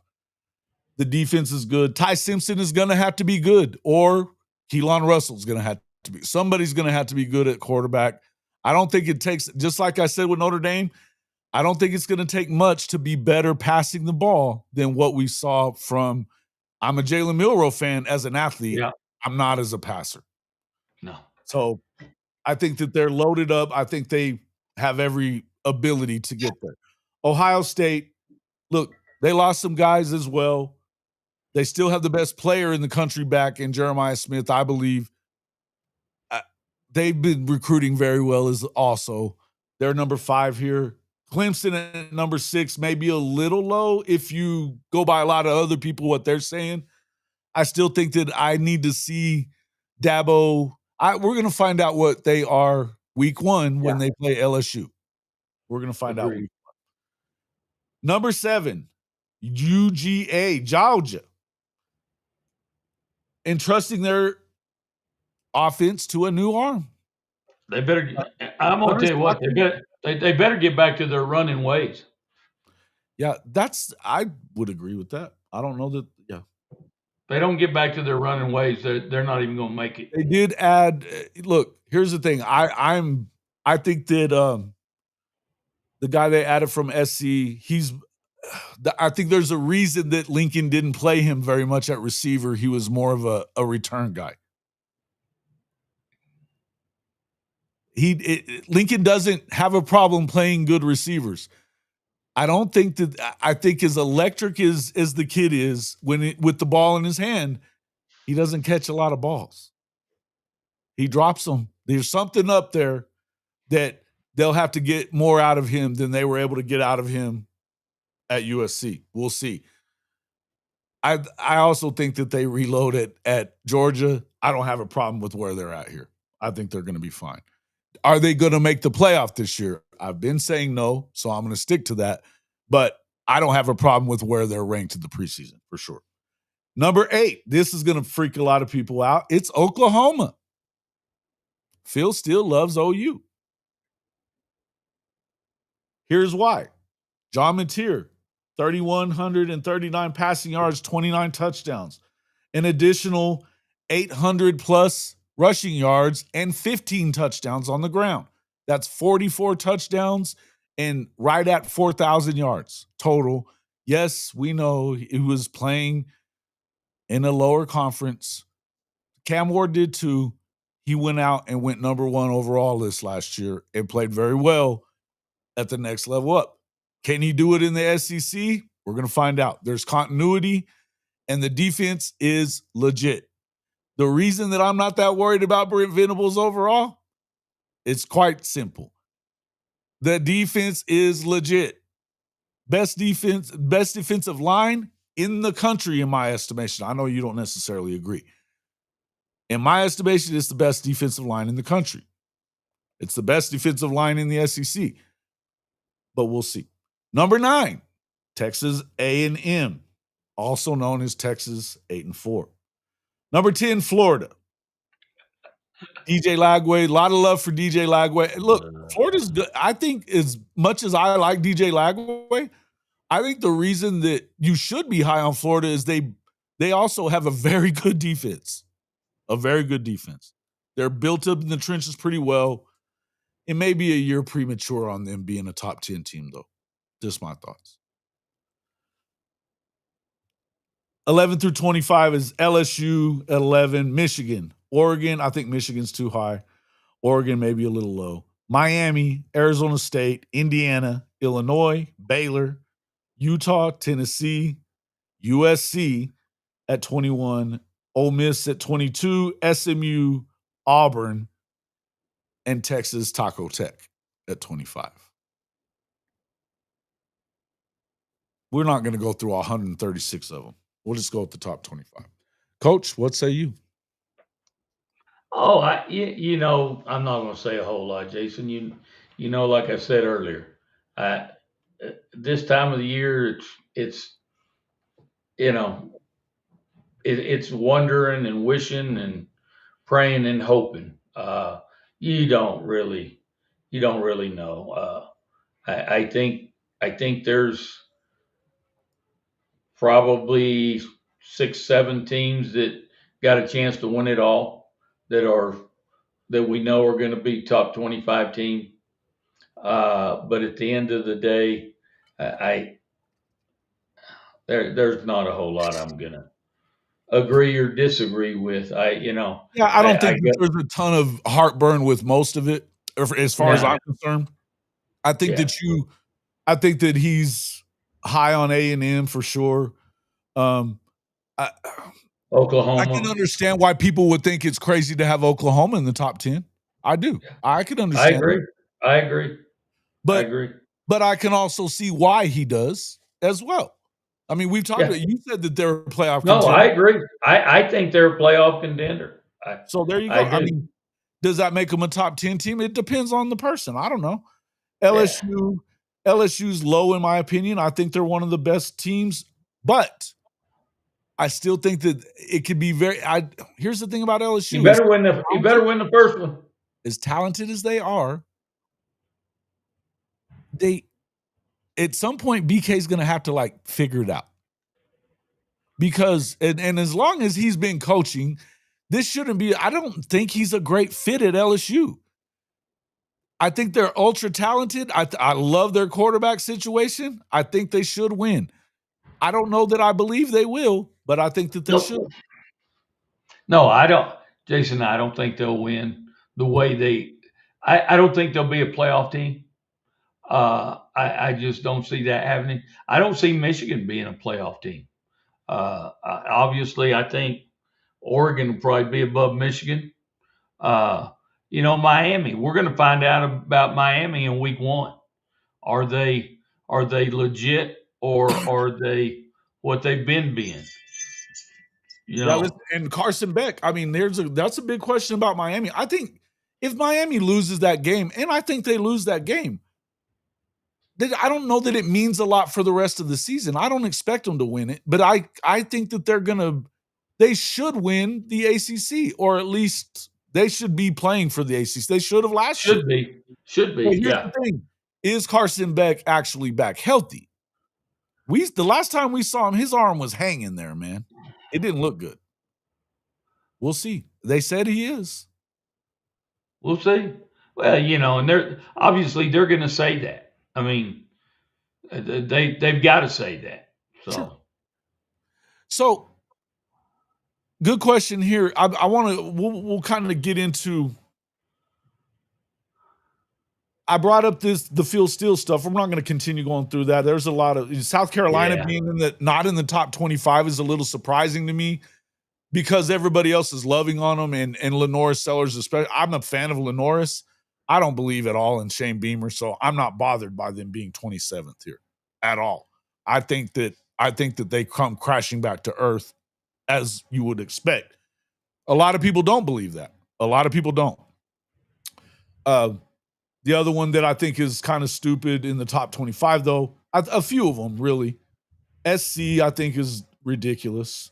Illinois and Indiana still being there. I mean, Illinois, I guess, because they beat South Carolina, they're loving them. Indiana, though, what did they do? And they're actually going to play a decent schedule this year, and we're going to find out about Coach Signetti and his big ass mouth. Yeah.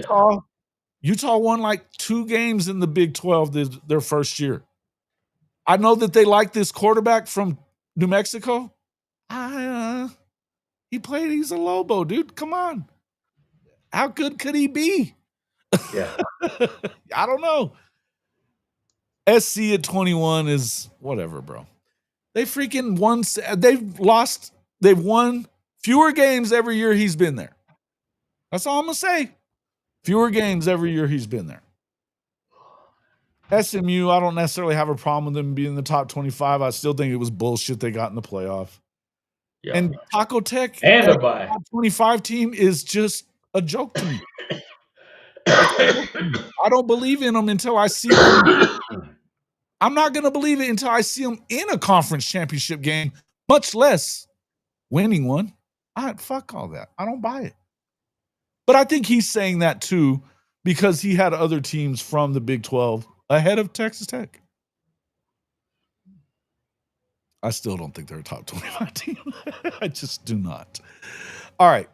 The reason, and then the other thing I wanted to bring up though, so they also have the ESPN did its poll on the SEC order of finish, and it is in contrast to Phil Steele.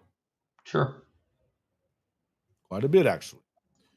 Number one, they've got Bama. They've got them at number 2 nationally, though. Number 2, they've got Georgia, fourth nationally. Number 3, Texas, 5th nationally. Number 4, LSU, 9th nationally. Number 5, Ole Miss, which I'm struggling to understand that one. 11th nationally. Number 6, Tennessee. 7, Florida. 8, A&M. Number 9, Oklahoma.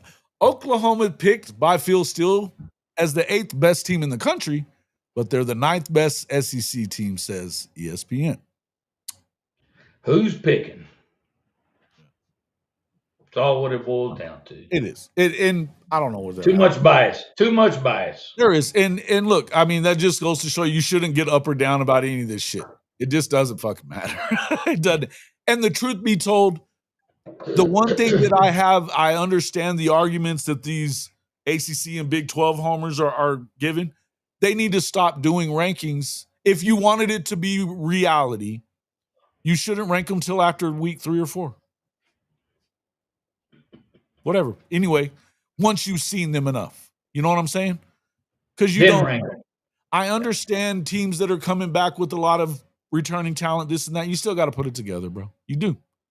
And and I will also argue for the polls because what else the fuck we got to talk about? It's talking season. Number 10, South Carolina, though, is kind of surprising. They're not loving on them. 11, Mizzou. 12, Auburn. They must not buy it.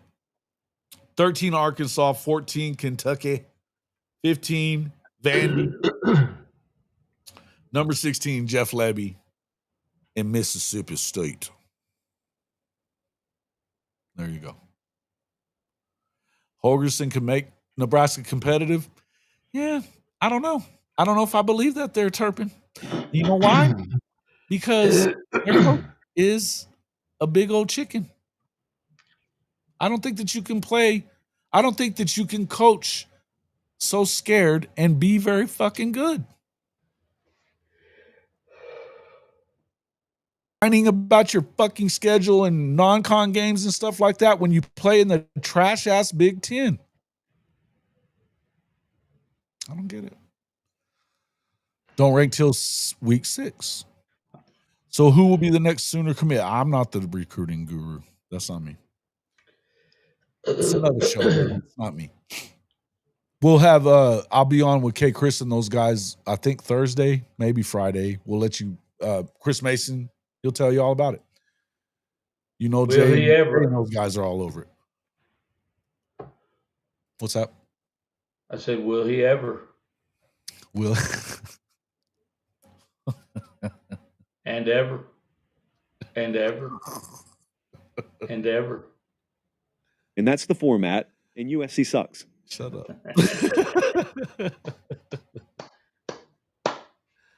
Oh, damn it.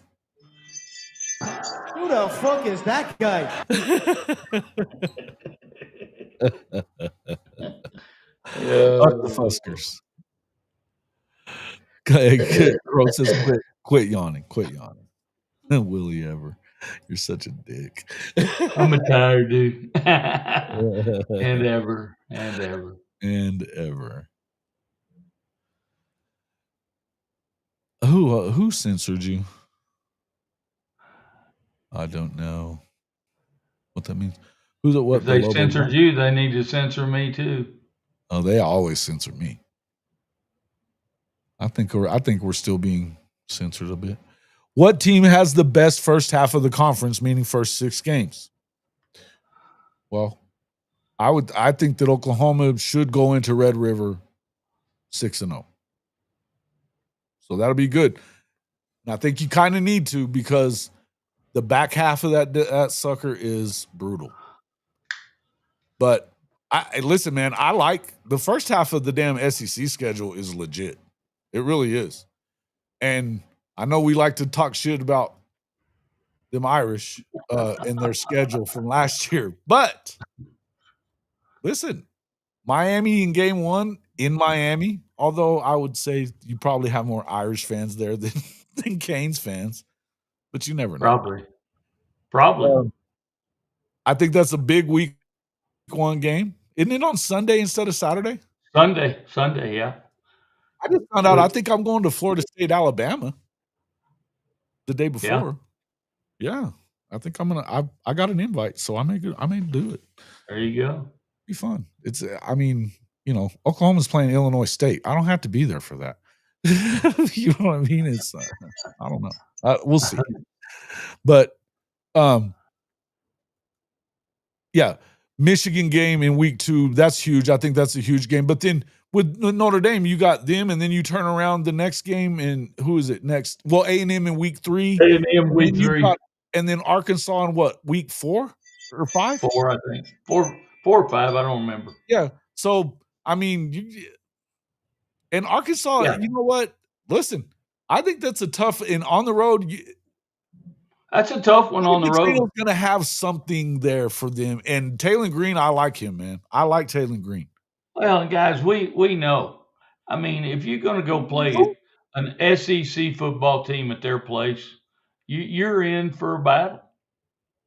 That's just the way it is. I hate to admit it, but it is. I'd rather go play somebody in the Big 12. Neilio says you should be, since you have a dirty pirate, man. Neilio, you kill me, brother. Oh. You've got a dirty, whorish mouth. That's what you have. Dirty whorish mouth. I found that offensive, sir. But you know what we say to all that? And if you're not down with that, we got 2 words for you. There it is. Neilio, shout out to Neilio. Absolutely. Neilio, good man. Yeah. All right. I love Neilio, even though he's a Big 12 guy. Yeah. Yeah. I said Taylor Green. Oh, you said Taylor Green up there. Yeah. I got you. Texas sucks. They do.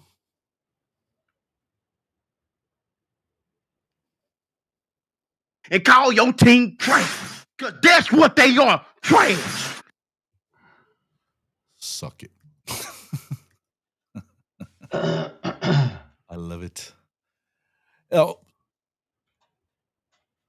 So, yeah, we'll get into the last little thing. But, I'm sitting here cutting up and putting stuff on the damn board and stuff. Coach, I've been getting a lot of heat lately for my dirty pirate mouth, too. Have you really? Yeah. Yeah. From who? Audience members that they don't ever do it live, but right. they've been hitting the comment section. I had 2 of them last night. Well, we're grown up here. I can say whatever the fuck I want. But well, it's really simple. To me, it's really simple. And I'm not trying to run anybody off. I mean, because that's not that's not what we try to do. But if you don't fucking like it, don't fucking listen to it. It's that simple. Yeah. Because guess what? I don't think I've known Jason a long time, over 20-something years. Mm-hmm. I don't think he's changing. And I know I'm damn sure not changing. Well, that was my answer. I was like, it was and he was talking about, it was the morning show with Bogue.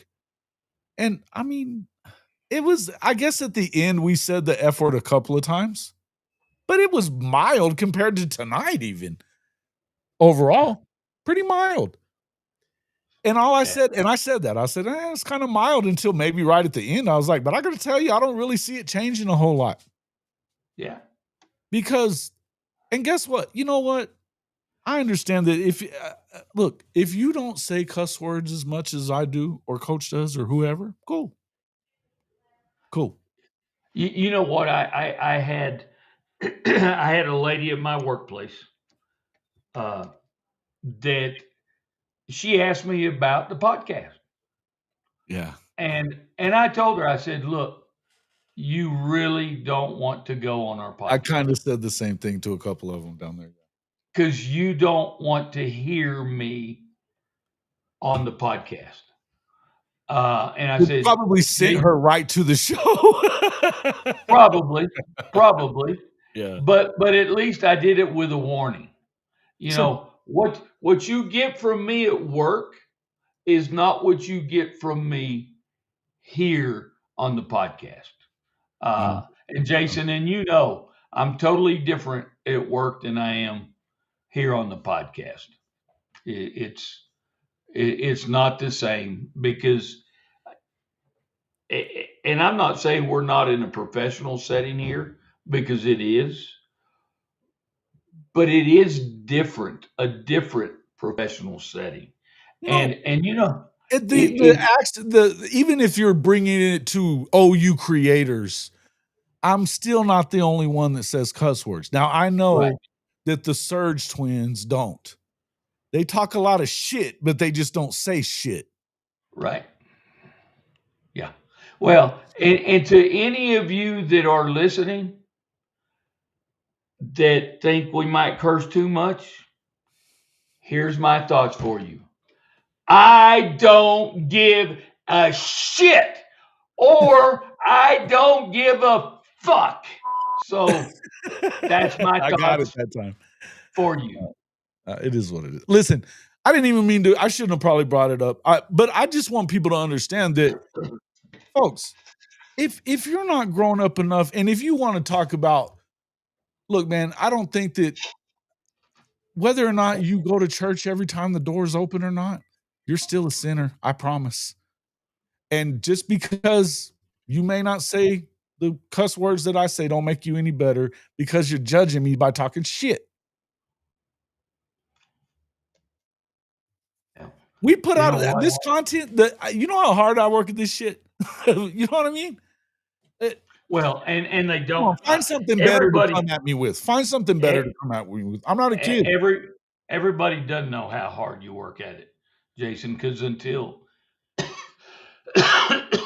you stand in your shoes and do it, people don't realize what it takes to do a podcast and keep it going.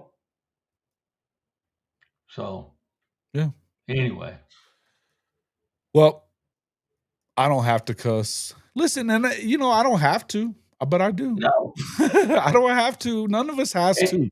And you know what, Jeremy? That's your business. Shout out to people that don't. If you don't, I listen, I got love for you too. I'm not going to tell you that I'm not saying nothing. You can be that person. If you don't say cuss words, good on you, man. I do. Sorry. If you don't cuss, that's fucking great.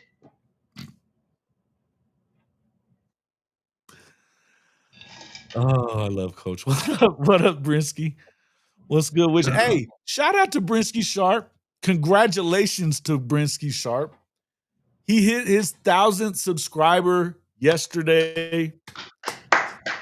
Shout out to the Sharpshooters podcast. And good this job. Now that we have more people in here at the moment, I will say again, first of all, if you haven't become a subscriber, become a subscriber.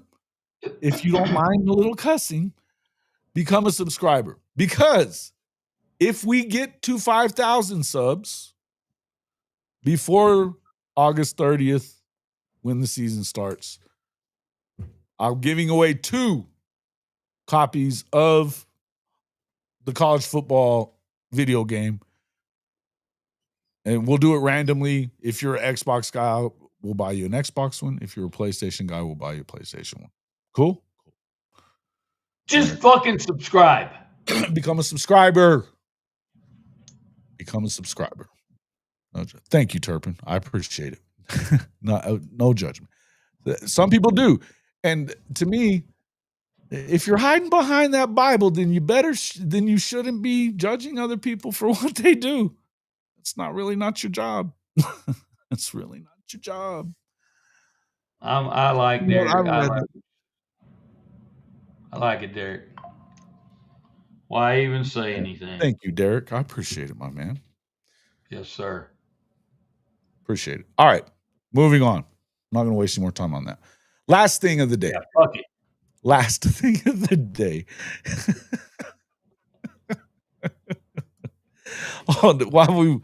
Before we talk about the last thing of the day, make sure you get ready for college football season, which is now 50 days away, by getting your gear ready. Oh, I don't see it there. No, by getting your gear ready with Fanatics. Absolutely. Are you tired of your game day gear looking like it's stuck in the offseason? Well, step up your fandom with Hall of Fame College Football's official Fanatics partner store. Whether you're a diehard Oklahoma Sooners fan like myself, bleeding crimson and cream, or you rep another one of the SEC's heavy hitters, Fanatics has you covered. Shop thousands of officially licensed hats, jerseys, sideline polos, and exclusive championship merch from the entire Power 4 and Group of 6 too, all shipped directly to your doorstep and fast. Want to gear up like your favorite coaches and players? Are you looking for that perfect tailgate tee or a statement piece for your man cave? Fanatics is your one-stop shop for authentic college football gear from everybody that plays the game. So do yourself and your team a favor. Click our link in the description or simply log on to hofmedia.us/fanatics. That's hofmedia.us/fanatics. And you can shop everything that you want for the best prices of the day right on our Fanatics partner page.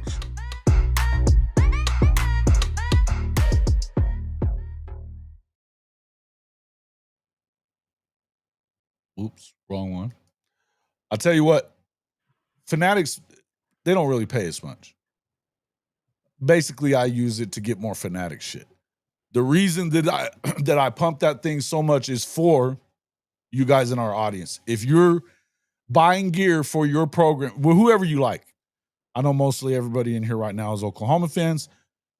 If you're going to buy the gear anyway, you should use this link because you will get it cheaper than you get it anywhere else.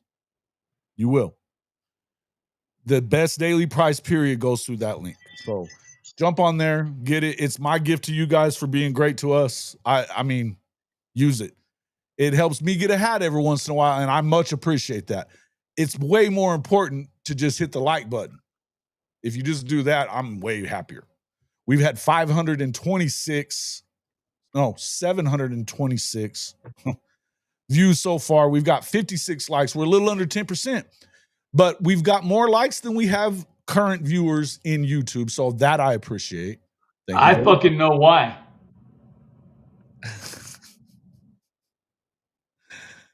Oh, well, you know, it ain't nothing but the dog in us.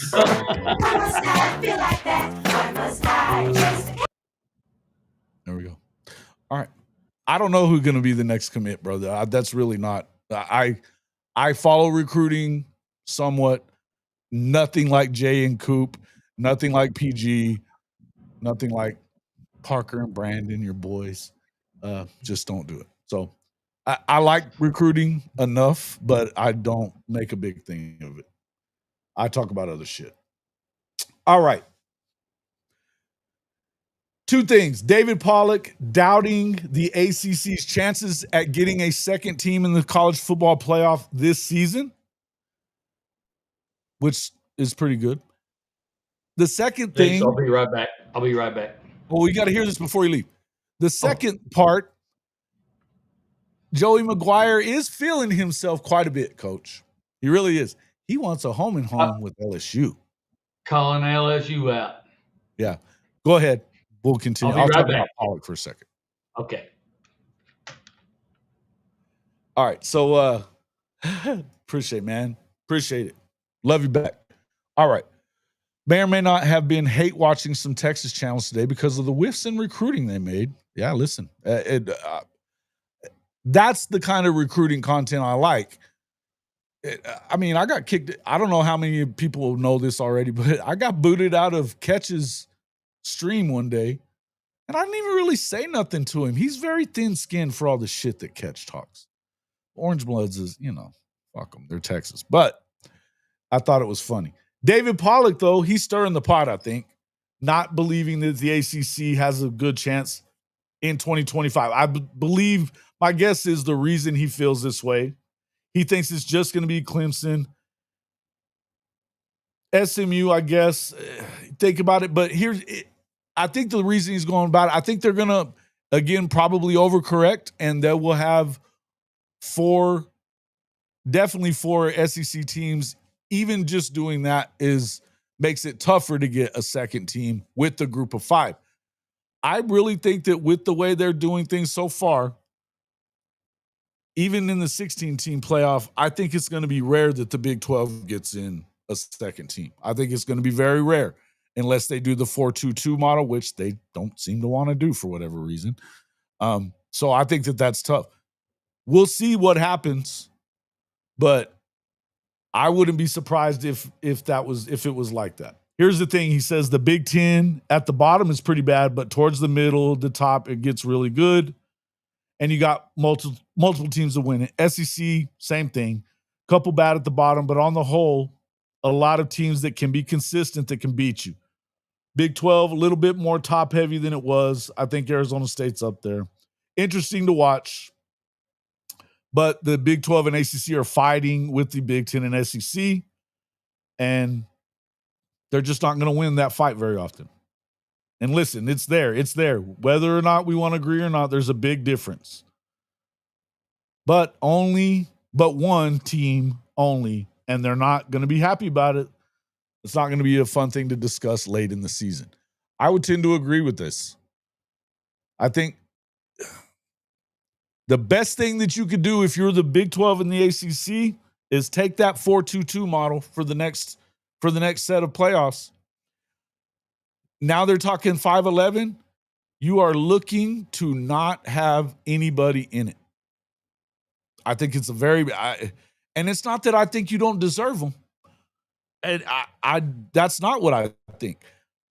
But I'm telling you, that's where it's headed.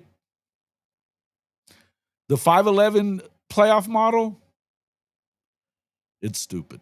It's just not going to work for the other two power conferences.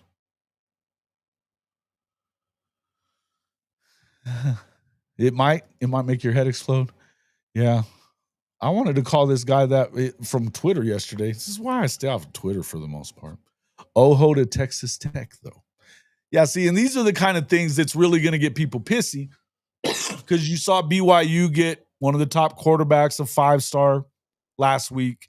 This week you see Ojo going to Texas Taco Tech instead of Texas. And so they think that one player is going to make the biggest difference. Now, I'll tell you this. I think that another coach, if BV wasn't going to be there, another coach I would love them to go after would be our boy at BYU. This guy, listen. He's unbelievably good. Unbelievably good. I think he's done a fantastic job at BYU. Yeah. I'm a fan. He's not leaving BYU, I don't think. But he'd be a guy that would be on my short list of coaches to hire if wherever I was a AD at or something, if I was making that hire. He'd be on my short list. I am a big fan. Will the Big 12 conference be what? Well, Big 12 conference will be what? What is that? I don't know what that means, Turpin. I haven't watched Two Plane Sports in a while. They kind of stopped putting out content. I like Two Plane. I like those guys. I haven't really ever talked to them. I watch them though, and I haven't seen much from them lately. I don't know what's going on with them. They shut them down for cursing. Yeah, they don't really cuss like we do. I'm just kidding.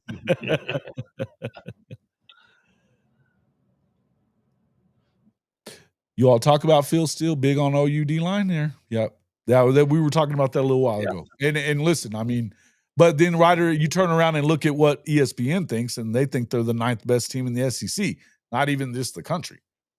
So I don't know. But yes, everybody, and you should be big on the O-line or on the D-line. The O-line too, by the way, but the D-line too. I think the D-line is the best in the country, and if there's a better one, it's probably in South Bend.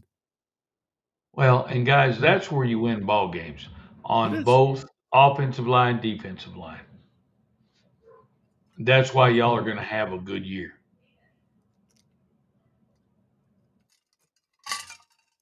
Yep. It starts in the trenches.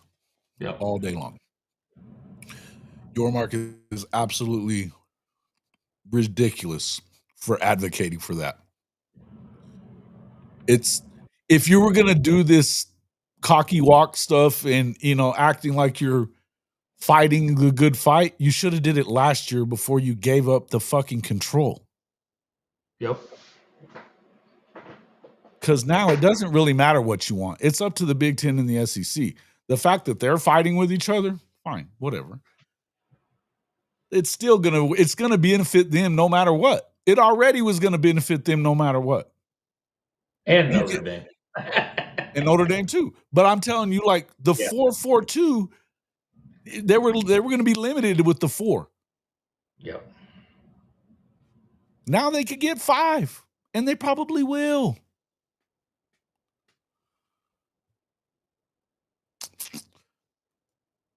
No, I don't think they did. Dave's hair starts in the trend. People think just because you spend a lot of money, it equates to winning. It doesn't. Ask A&M, Ole Miss, Tennessee, and Oregon. Yeah, why is everybody still so high on Ole Miss? I'm not quite sure. I mean, listen, I'm a fan of their new quarterback. I think he's going to be really good. Austin Simmons looks fantastic. They're good at receiver. Their defense should have carried them last year, and they lost all those dudes.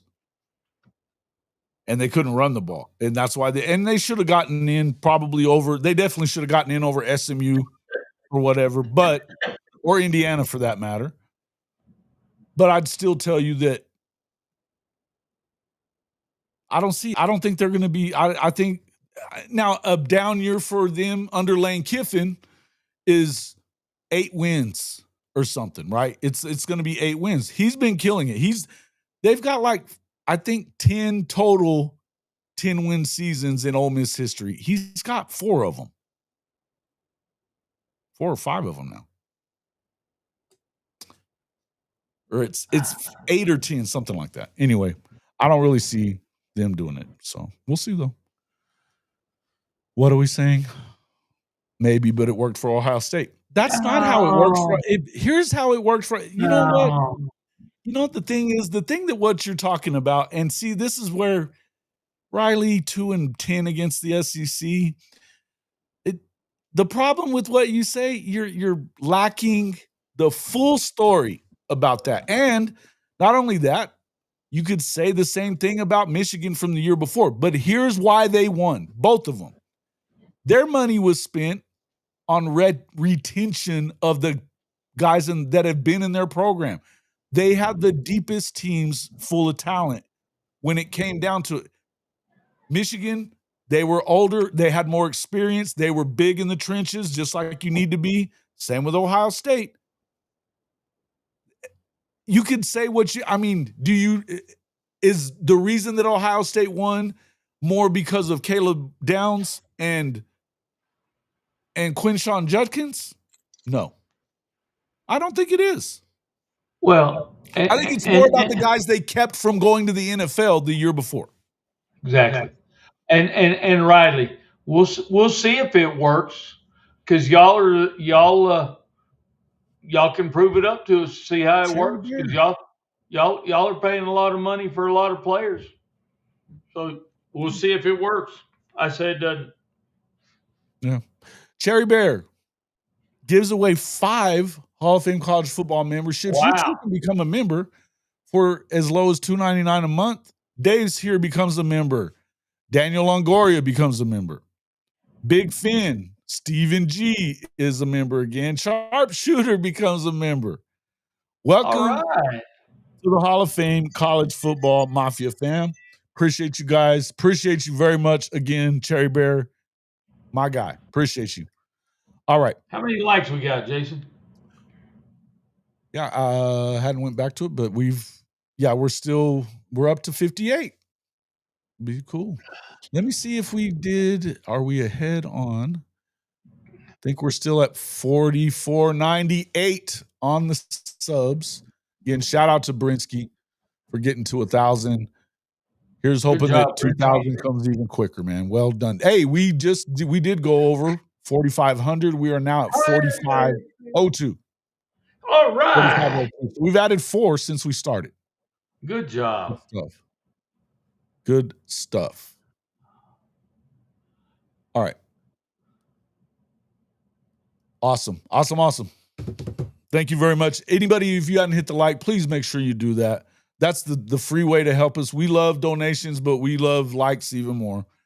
It's huge for us. We love the donations. We love it any way it comes. It's just as important to get those likes. And the sharing it, man, it helps us with the algorithm. And we've needed help with the algorithm this year. For whatever reason, YouTube hasn't paneled us and platformed us as much as they had in the past. We were averaging 500 every 3 to 4 months until middle of last season, and then it just kind of so I don't know. Anyway, it would be cool. Quit asking me to fucking like. I know that you like, brother. I know that you do. Kiffin better OC than a head coach. I don't know, man. I think that, again, they don't have a whole lot of winning in their history at Ole Miss, man. No. He's been winning 10 games every year. The last time they played Penn State, they beat the dog shit out of Penn State. I mean, I think I like Lane, and I love the needle, man. He's got the needle out more than anybody. I love it. All right. Last thing, Joey McGuire. Let's go back to that. LSU is talking about wanting to get a home and home thing going with Big Ten programs moving forward. Joey McGuire steps up and I guess this come from Big 12 Media Days talking about, I'd love to have LSU on a home and home. I mean, they're putting themselves on this pedestal now at Texas Tech. Yeah, they get a good recruit and they think that they can win the natty. Or they buy a recruit, which, I mean, that's part of the business now. But at the end of the day, it's Texas Tech. I mean, you need not say more. Taco Tech. They don't win conference championships for down. I mean, they don't even do that. They ain't going. Got to crawl before you walk, big dog. Got to crawl before you walk. I think they need to start a new bowl just for Tech, and it needs to be with Okie Light, maybe the Okie Light Bowl. Okie Light, Texas Tech, and it needs to be the Toilet Bowl. That way you can watch 2 shitty teams.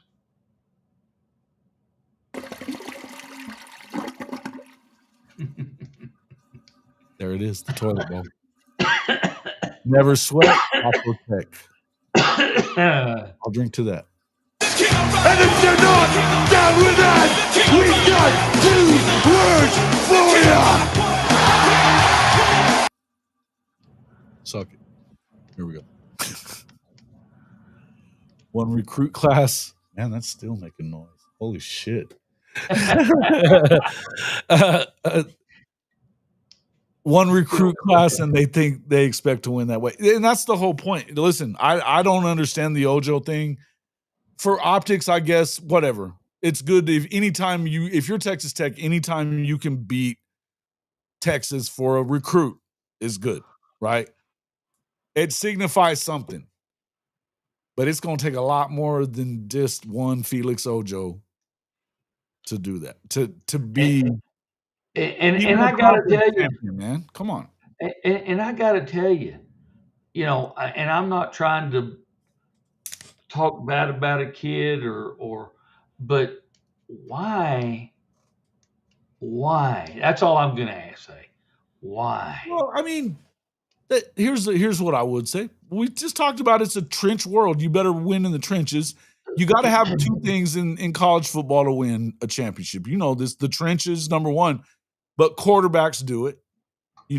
That's the most important position in all of sports is quarterback. We know that. But why would you got to protect that quarterback? And they think a lot of Baron Morton, I guess, but I don't know. Why would he go? Yeah, Pulaws just says it. But Pat Mahomes, the thing about Pat Mahomes is he played for fucking Kingsbury. Kingsbury's the worst. I think they need to change his name actually to Queensberry. Yeah. I'm going to say nothing about this. I would agree, though. Texas Tech also had the number one portal class. Yay. I don't really see how that is, though. They went. I'll go look at their portal class real quick. What are you going to look at? The portal rankings. They're ranked number one in the portal, but I just want to point out that some of these guys, I don't really see why. I think OU, LSU won the portal. That's just my feelings.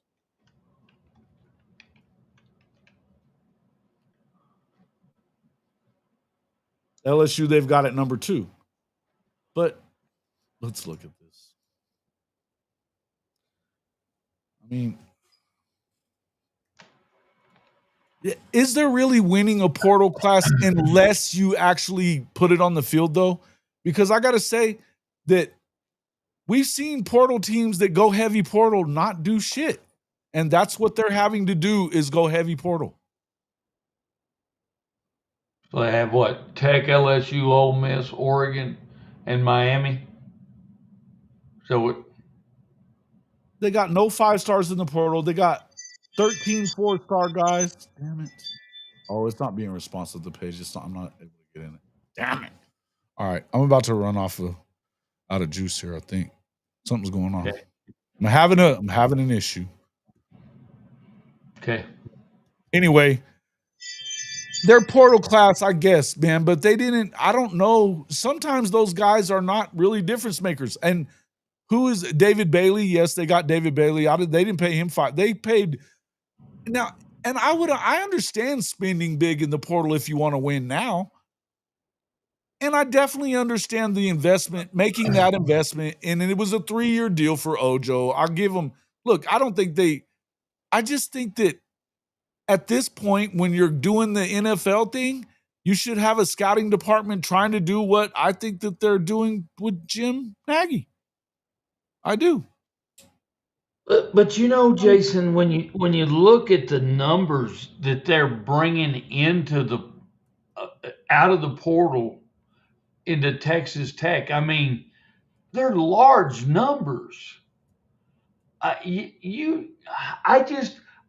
don't see it being successful when you bring, some teams are in the 30s. 40s, whatever, yeah. Yeah, and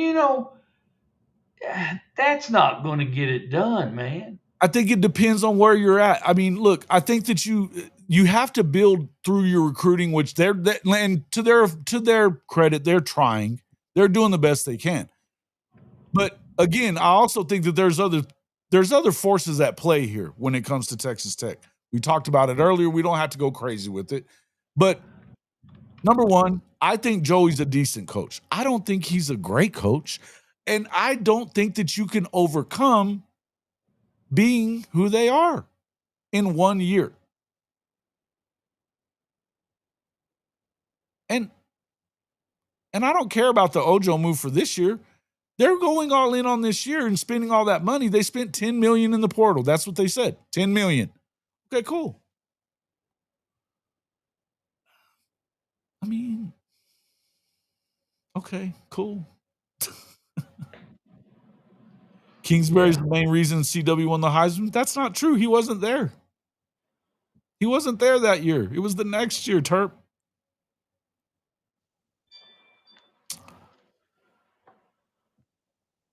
Yeah. We just talked about what Tech's done lately. Not damn much. Not damn much. Since in Texas Tech history, they have 3 11-win seasons. Well, did you say they had a 12-win one? Yes. 1 12-win, 3 11 wins, and everything. The next best is 9-3. Yes, and those are few and far between. Few and far between. That dates all the way back to 1953. Well, I wasn't even friggin' born. Yeah. I mean, they had an 11-1 year in 1953. Yeah. 11-1 in 1973. 10-2 in 76. We didn't even go back that far. Since in the modern era, since like 1985, 85. They have 1, 2, 3, 4, 5, 6 9-win seasons and the 11-2 season. They've never won 12. They won 11. Nope. 2 11-2s, no 10-win seasons, or 1 10-win season back in 76. Yeah, I mean, it's Taco Tech, folks. I'm sorry, but it's Taco Tech. They're better at tacos than football. They are. They can chuck a tortilla pretty good. They need to start playing all their games on Tuesdays. Taco Tuesday. They might not lose after that. That's right. Maybe that would work. Adam James, such a liar. Now, as much as I love the Pirate, he screwed up there a little bit himself.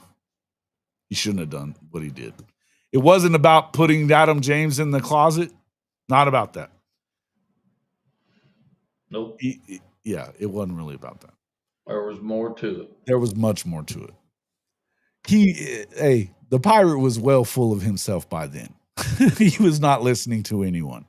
The Pirate before that. The Pirate loved coaching, or not coaching. The Pirate loved poking the big bear. Yeah, and he made it. I mean, I've told the story about being in Gerald Meyer's office and him calling while Knight was in there, and the first thing out of his mouth when Gerald answers the phone is, "Hey, Gerald, I want to know who runs this fucking operation. You or Bob Knight?" Bob Knight gets red as his fucking sweater, and I have to leave the room because I'm laughing. I mean, I could not hold my at that moment. It was pretty good. That's hilarious. But they hated each other. They're a lot alike, to be quite honest with you. A lot alike, to be quite honest with you. As far as how they both like to poke the bear. They both enjoyed poking. I like the Pirate far better than Bob Knight. I'm a fan of Bob Knight too. I was a fan of Bob Knight too. I really was. Hey, he's got one of the best lines ever. Bury me upside down so you can kiss my ass. Yeah. I mean, that's Hall of Fame worthy trash talk, right? That is. And he holds a grudge like few others. He did hold a grudge like few others. Rest in peace to both of them. Absolutely. Rest in peace. Saw him personally to be an asshole. to a girl at Home Depot in Spokane. Hey, listen, it was not below him to do so. I got on his ass 2 weeks before he died. He was a complete prick to that running back that before the year started, or weeks before that, just a few weeks before that, he called him the toughest guy he'd ever coached. And when he jumped in the portal after this regular season got over, just a couple of weeks later, he's just not that tough on Twitter, is what he said. Yeah. I found it to be quite Bush League on the part of the Pirates. I did. But he had that moment. He had those moments of pettiness, and I'm Richard Petty, so I get it. But I gave him shit about it that day on Twitter. I almost sent him a text message too, but I didn't. I love it. I didn't, and I'm glad I did.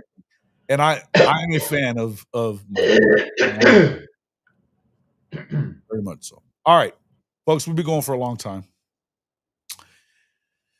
Dave, let me just make this pretty clear to you. Understand something. We just go back and go through the Texas Tech stuff, and go back and go through Washington State stuff, and go back and go through Mississippi State records too. He did more with less than anybody, and here's why he's a Hall of Famer. It has nothing to do with 500. There is no way that you can talk about this era of not college football, without talking about Mike Leach. You cannot describe the last 30 years of football at every level without talking about Mike Leach as in my opinion, the most influential person in the game for the last 30 years with his offense. He changed the game of football. If that's not Hall of Fame, you don't get into the Hall of Fame. End of story. Right. Have some respect for the man. Thank you. 100. The mascot, that's Hall of Fame worthy all by itself. Yep. I loved him. He was a cool dude, man. He could be quite the pain in the ass. Yeah. He was definitely an attorney at heart. He wasn't, and he could. The needle. He was as good with the needle as anybody's I've ever seen. Here's why. And again, I'm going to say this again. There's only one way to vote for or against Hall of Famers. There's only one way. Either you can tell the story of their era without them, or you can't. If you can't tell the story of their era without them, whatever sport they may be in, they belong in the Hall of Fame. If you can, they don't. Yeah. It's as simple as that. Fuck the stats and all that other bullshit. That's the easiest metric. What's your language, Jason? Oops. Sorry. Not sorry. Hey, the other thing I loved about Coach Leach is you could he loved to drink a cold beer. He did? Or 12. Or 15. Yeah. Yeah. Or it didn't have to be beer, it could be whiskey too. He liked it too. Yeah. Yeah. Coach Leach was cool, man. I love that about him. He definitely got really full of himself after he did. After a few years of winning there. And you know what? By the way, when you see what they were like before that, you know. Yeah, he could call those guys that were bitching at me about my dirty potty mouth. You've got a dirty, whorish mouth. That's what you have. Dirty, whorish mouth. Oh. No. All right, it's devolving. I gotta go. All right, guys. Love everybody. Thanks so much for joining us.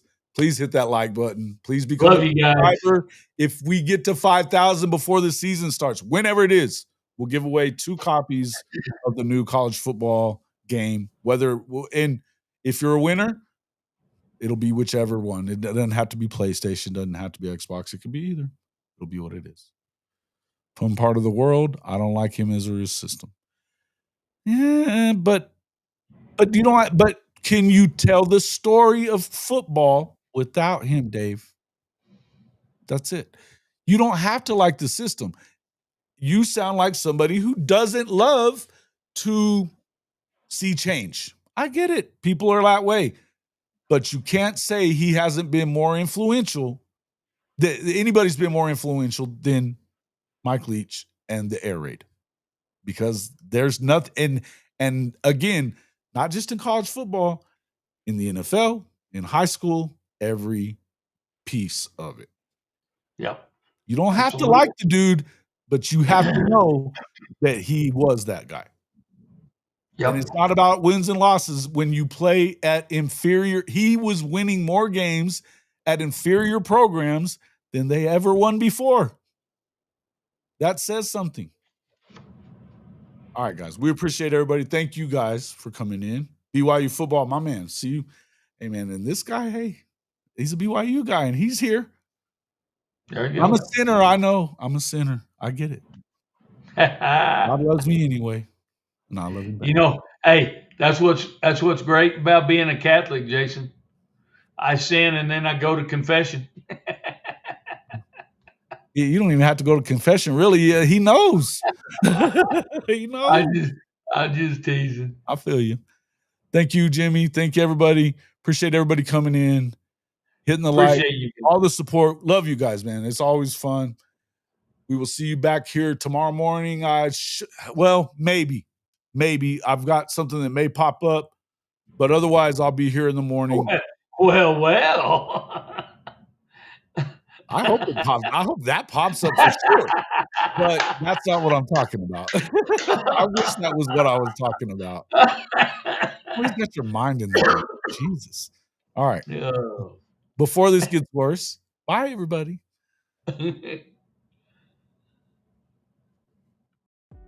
Hey, Jason Watkins here with Hall of Fame College Football. And if you are ready to back your favorite team, the Sooners, and fade that Texas hype train every Saturday this fall, there's only one place to do it, MyBookie.